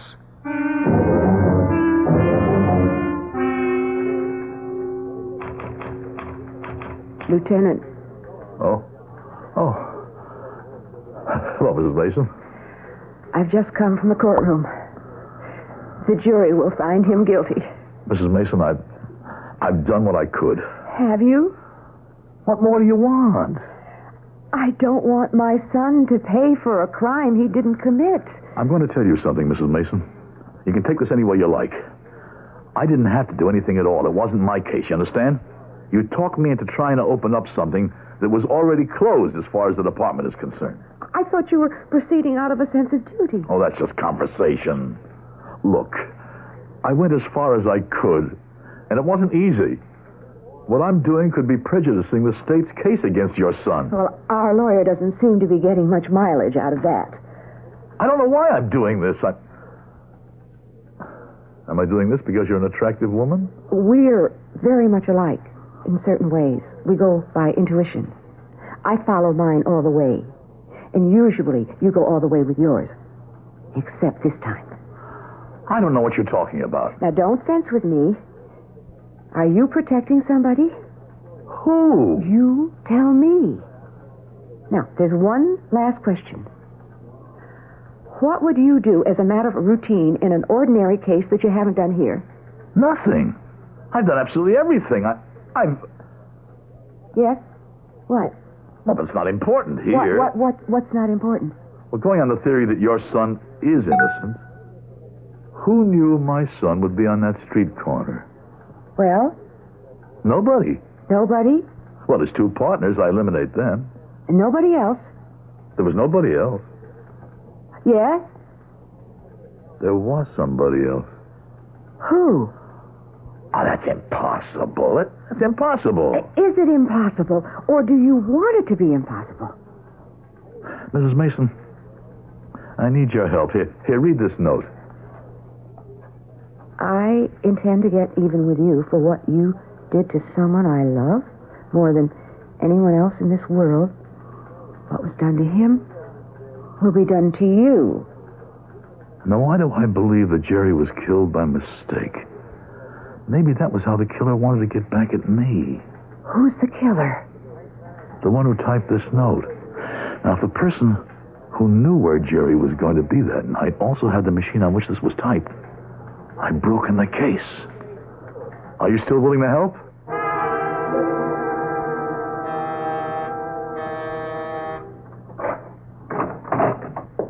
Yes? I'm sorry to ring your bell this late. I just moved into the building. Do you have a typewriter? Yes, why? Miss... I see your name is Lewis. Leona Lewis. Miss Lewis. My name is Smith, Mrs. Smith. I have to fill in this lease form and drop it off to the landlord's office first thing in the morning, and my typewriter broke down. I know it's an imposition. Oh, it's all right. Come on in. See, I have an electric, and when something goes wrong... Well, there it is on the table. You don't have to take it out of the case. Oh, thank you. Oh, I see you're packed. Are you moving? Yes. Going back home. Home? The Midwest. There's nothing here for me anymore. Oh, this is a very good machine. I keep it that way. Learned it from my father. He was a first-class machinist. Was? Yes. He died. Oh, I'm sorry to hear that. Was he ill? He had a sickness there's no cure for. Have we met before? I don't think so. You look familiar. What was the sickness? A broken heart. You see, my brother had been sent to prison. Oh, that's awful. And my brother died there in an accident. Oh. I wish I knew why you look so familiar. No, I've seen you somewhere recently. Oh, finished. Thank you very much, Miss Lewis. When my brother died, it killed my father. The grief was too much to bear. Oh, well, I understand, but those things can't be helped. Oh, don't say that. I was able to help it. Really? Yes, very much. Wait. Now I know where I've seen you before. Your name isn't Smith. It's Mason. Your picture is in tonight's paper. Your son is on trial for the murder of that cop. Don't say that. Cop. He was your fiancé. So that's why you wanted a sample from my typewriter. Yes. And I've got it. Well, you won't keep it. I don't see how you can take it from me. I can. Just don't make me use this. Now, shooting won't help you. Oh, it'll help me. No, you can't kill me. I won't have to. You see, first, you will place that paper you typed on the table. That's it. And now, you will walk into that closet. It's not going to help. We know that you killed Jerry Reinfield. Who knows? You? What can you prove? I'll destroy the paper. I'll lose the typewriter where no one can ever find it. And it all comes down to your word against mine. Why? Why did you kill him? The idea was to kill him so his father would know how it was with my father. But he must have been a nice boy. Yes. That's why I had to kill him quickly. I was starting to fall in love with him. Okay. Now get into that closet. Oh. Open the door. Inside. Oh. And now, let's get out of here. Get rid of the gun and the typewriter. Hello, Leona.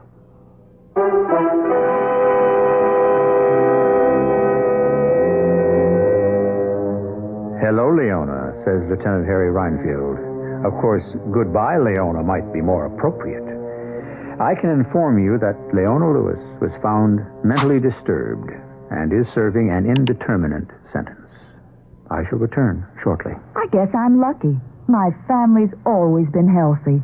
Oh, a touch of constipation now and then. But we've got X-Lax for that. When you need a laxative, shouldn't your first choice be the one more families buy than any other? That's today's X-Lax. Families like the chocolated taste. You'll like the way X-Lax works, gently overnight for relief in the morning. Next time, make gentle chocolated X-Lax your first choice for occasional use only as directed. We've always been healthy, and X-Lax is part of that.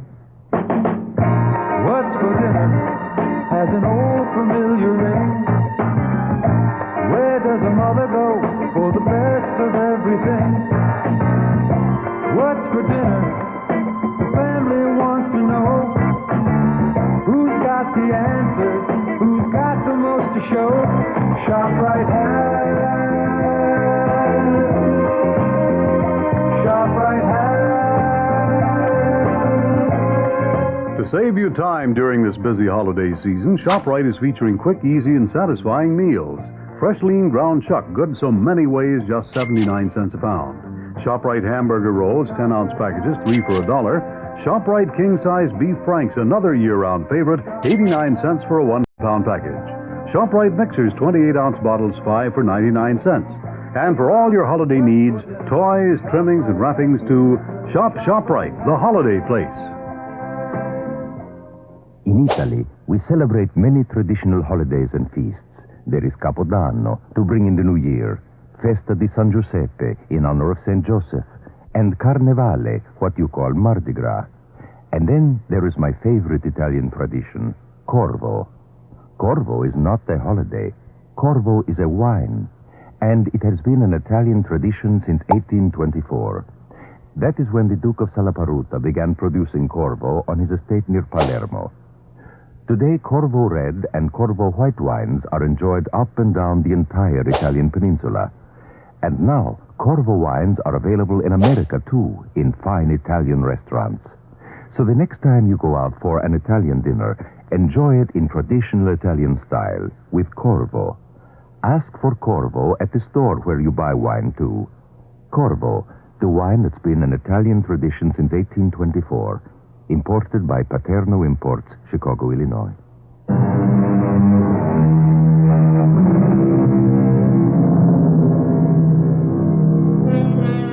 Well, now you talk about facts. And yet, wasn't it Supreme Court Justice Oliver Wendell Holmes himself who said, "The decision will depend on a judgment or intuition more subtle than any articulate major premise"? Yes, it was. And so what you should do is follow your own subtle intuition and attend us here on this spot on your dial. Our cast included Howard Da Silva, Ann Petoniak, Rosemary Rice, and Bob Caliban.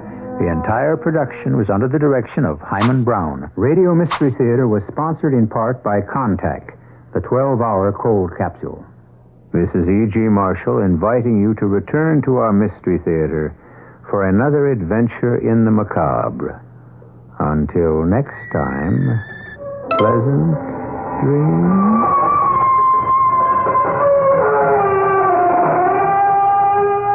Tonight's WOR Mystery Theater was also brought to you in part by ShopRite Supermarkets, where you get a lot more for a little less. Preceding program is furnished by CBS Radio. This is WOR New York, an RKO General Station. It's 8 o'clock. Here's John Wingate with the news. For New York City, bus and subway service cutbacks. Telephone company nixed on rate increase. Carter names two. It's 30 degrees. That's -1 Celsius in clear mid-Manhattan. Weather watch outlook, clear and breezy, but not so cold as last night. Low in the upper 20s. Hi, John Wingate with the 8 o'clock report from WOR News. This includes the nightly column, The Financial Review. The New York Transit Authority has announced it plans a series of bus and subway service cutbacks beginning January 1. The TA will try to trim $30 million in expenses over the next 18 months. The savings are required by the Emergency Financial Control Board to balance the budget. The TA will lay off 181 former City and Housing Authority policemen who have been working as change booth clerks. Subway service reductions will include elimination of the IRT Bowling Green South Ferry shuttle in Manhattan, the BMT Franklin Avenue shuttle in Brooklyn, and independent double A service in Manhattan. Services will be trimmed during late night hours on the double G, N, and B trains. Instead of operating 10-car trains during non-rush hours, train lengths will be reduced during off periods to 4, 6, or 8 cars to save money on power and car maintenance. There will also be increased headways between buses, ranging from an extra 5 to 20 minutes during non-rush hours on most routes in the 5 boroughs. The State Public Service Commission has thrown out New York Telephone Company's request for a $393 million rate hike, telling the phone company to back up its figures better. The Commission ruled that documents filed by the phone company last month did not contain enough information to judge the case properly. The phone company had filed a pile of documents 1 foot thick. The PSC ordered the phone company either to cancel its request for a rate increase or to agree to postpone further action until it supplies additional information. Yet another investigation underway involving the flu vaccination program. WOR's Ed Nash has that story. Several states, including New Jersey, have started an investigation to determine if swine flu shots can cause Guillain-Barré syndrome.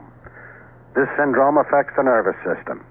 It can cause partial but temporary paralysis.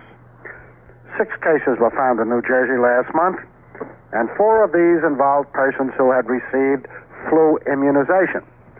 About 25 cases in various states are under investigation by health departments and the Federal Disease Control Center. The New Jersey Health Department has notified all doctors in the state that the investigation is underway. The department is seeking information on all cases that were diagnosed during the past 2 months or any that may occur during the next 3 months, whether or not the patient had been immunized. This is Ed Nash, WOR News. Convicted killer Gary Gilmore ordered his attorneys today not to fight his execution. They, in turn, asked Utah's 4th District Court to dismiss a petition which sought to have Gilmore's death sentence tossed out on the grounds it was not imposed quickly enough. At the same time, Gilmore's mother asked the U.S. Supreme Court to reconsider its decision yesterday, which lifts the stay of execution for Gilmore. WOR 710 News Time is coming up on 4 minutes past 8 o'clock.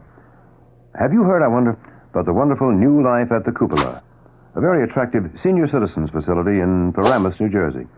At the Cupola, all living suites are private, each kitchenette equipped and available either furnished or unfurnished to suit your particular taste. There are gift, barber, and beauty shops, card and game rooms, libraries, a theater, maid service 7 days a week, many planned activities, 3 superb daily meals from a diversified menu, a fully staffed infirmary, and convenient shopping in the Paramus Ridgewood area.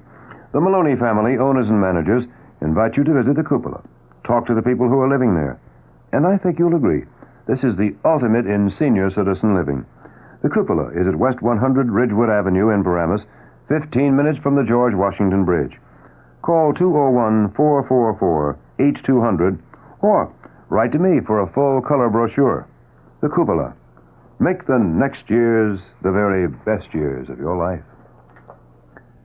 President-elect Carter has added 2 more names to his cabinet list, announcing the appointment of businessman economist Michael Blumenthal as Treasury Secretary and Congressman Brock Adams of Washington State as transportation boss.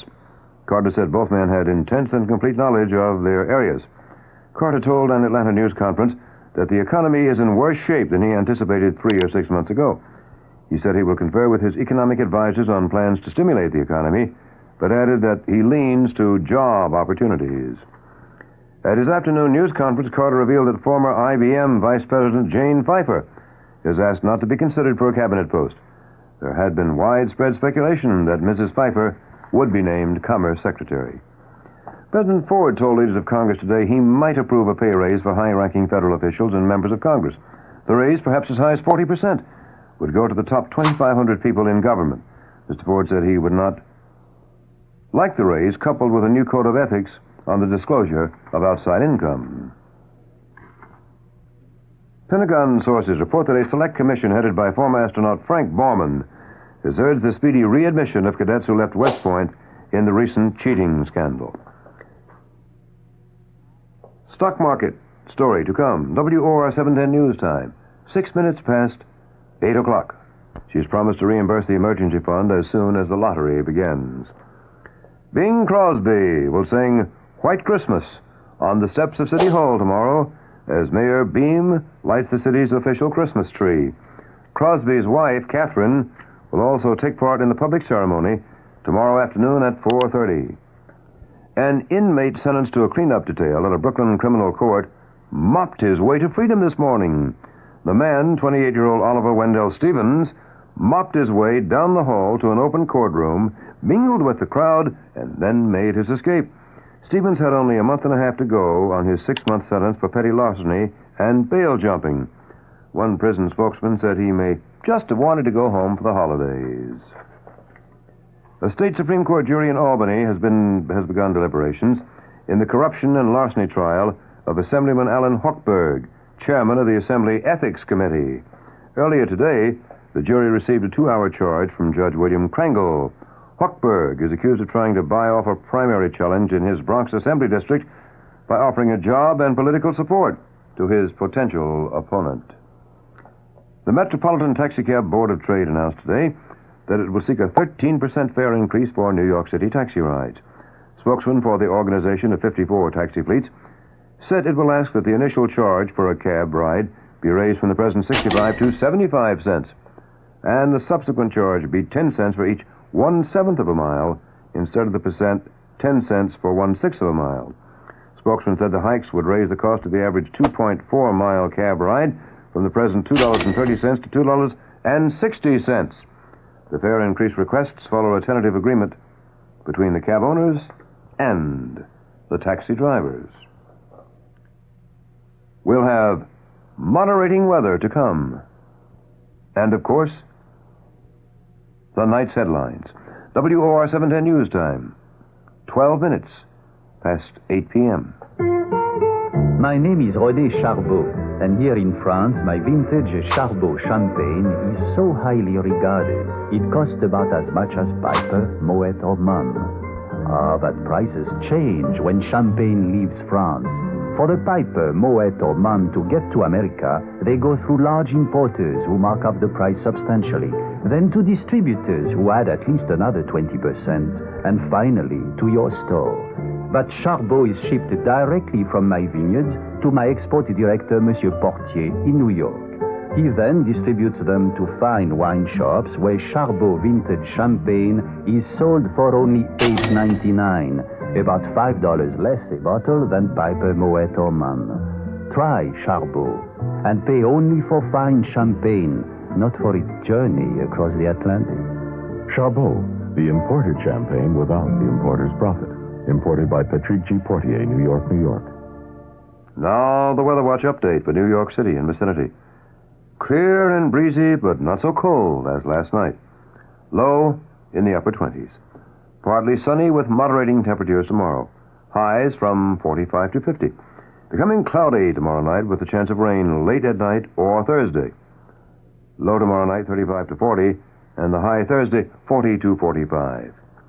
The chance of rain is 10% tonight and tomorrow, increasing to 40% by late tomorrow night. Winds southwest at 10 to 20 miles an hour with some higher gusts tonight. In mid-Manhattan, it's clear, 30 degrees Fahrenheit, -1 Celsius. Humidity, 47%. Wind is southwest at 12, gusting to 30 miles an hour. We've still got those winds. Barometer, 30.25, and it is falling. The top stories of the hour. New York City Transit Authority announces it plans a series of bus and subway service cutbacks starting January 1st. Authority says it must trim fat from budget. President-elect Carter names businessman economist Michael Blumenthal as Treasury boss, and Congressman Brock Adams from Washington State to head transportation. That's the 8 o'clock news. John Wingate reporting. Next news on this station, always. The moment it happens, we get there. Next scheduled news, I'll be back at 9 o'clock tonight.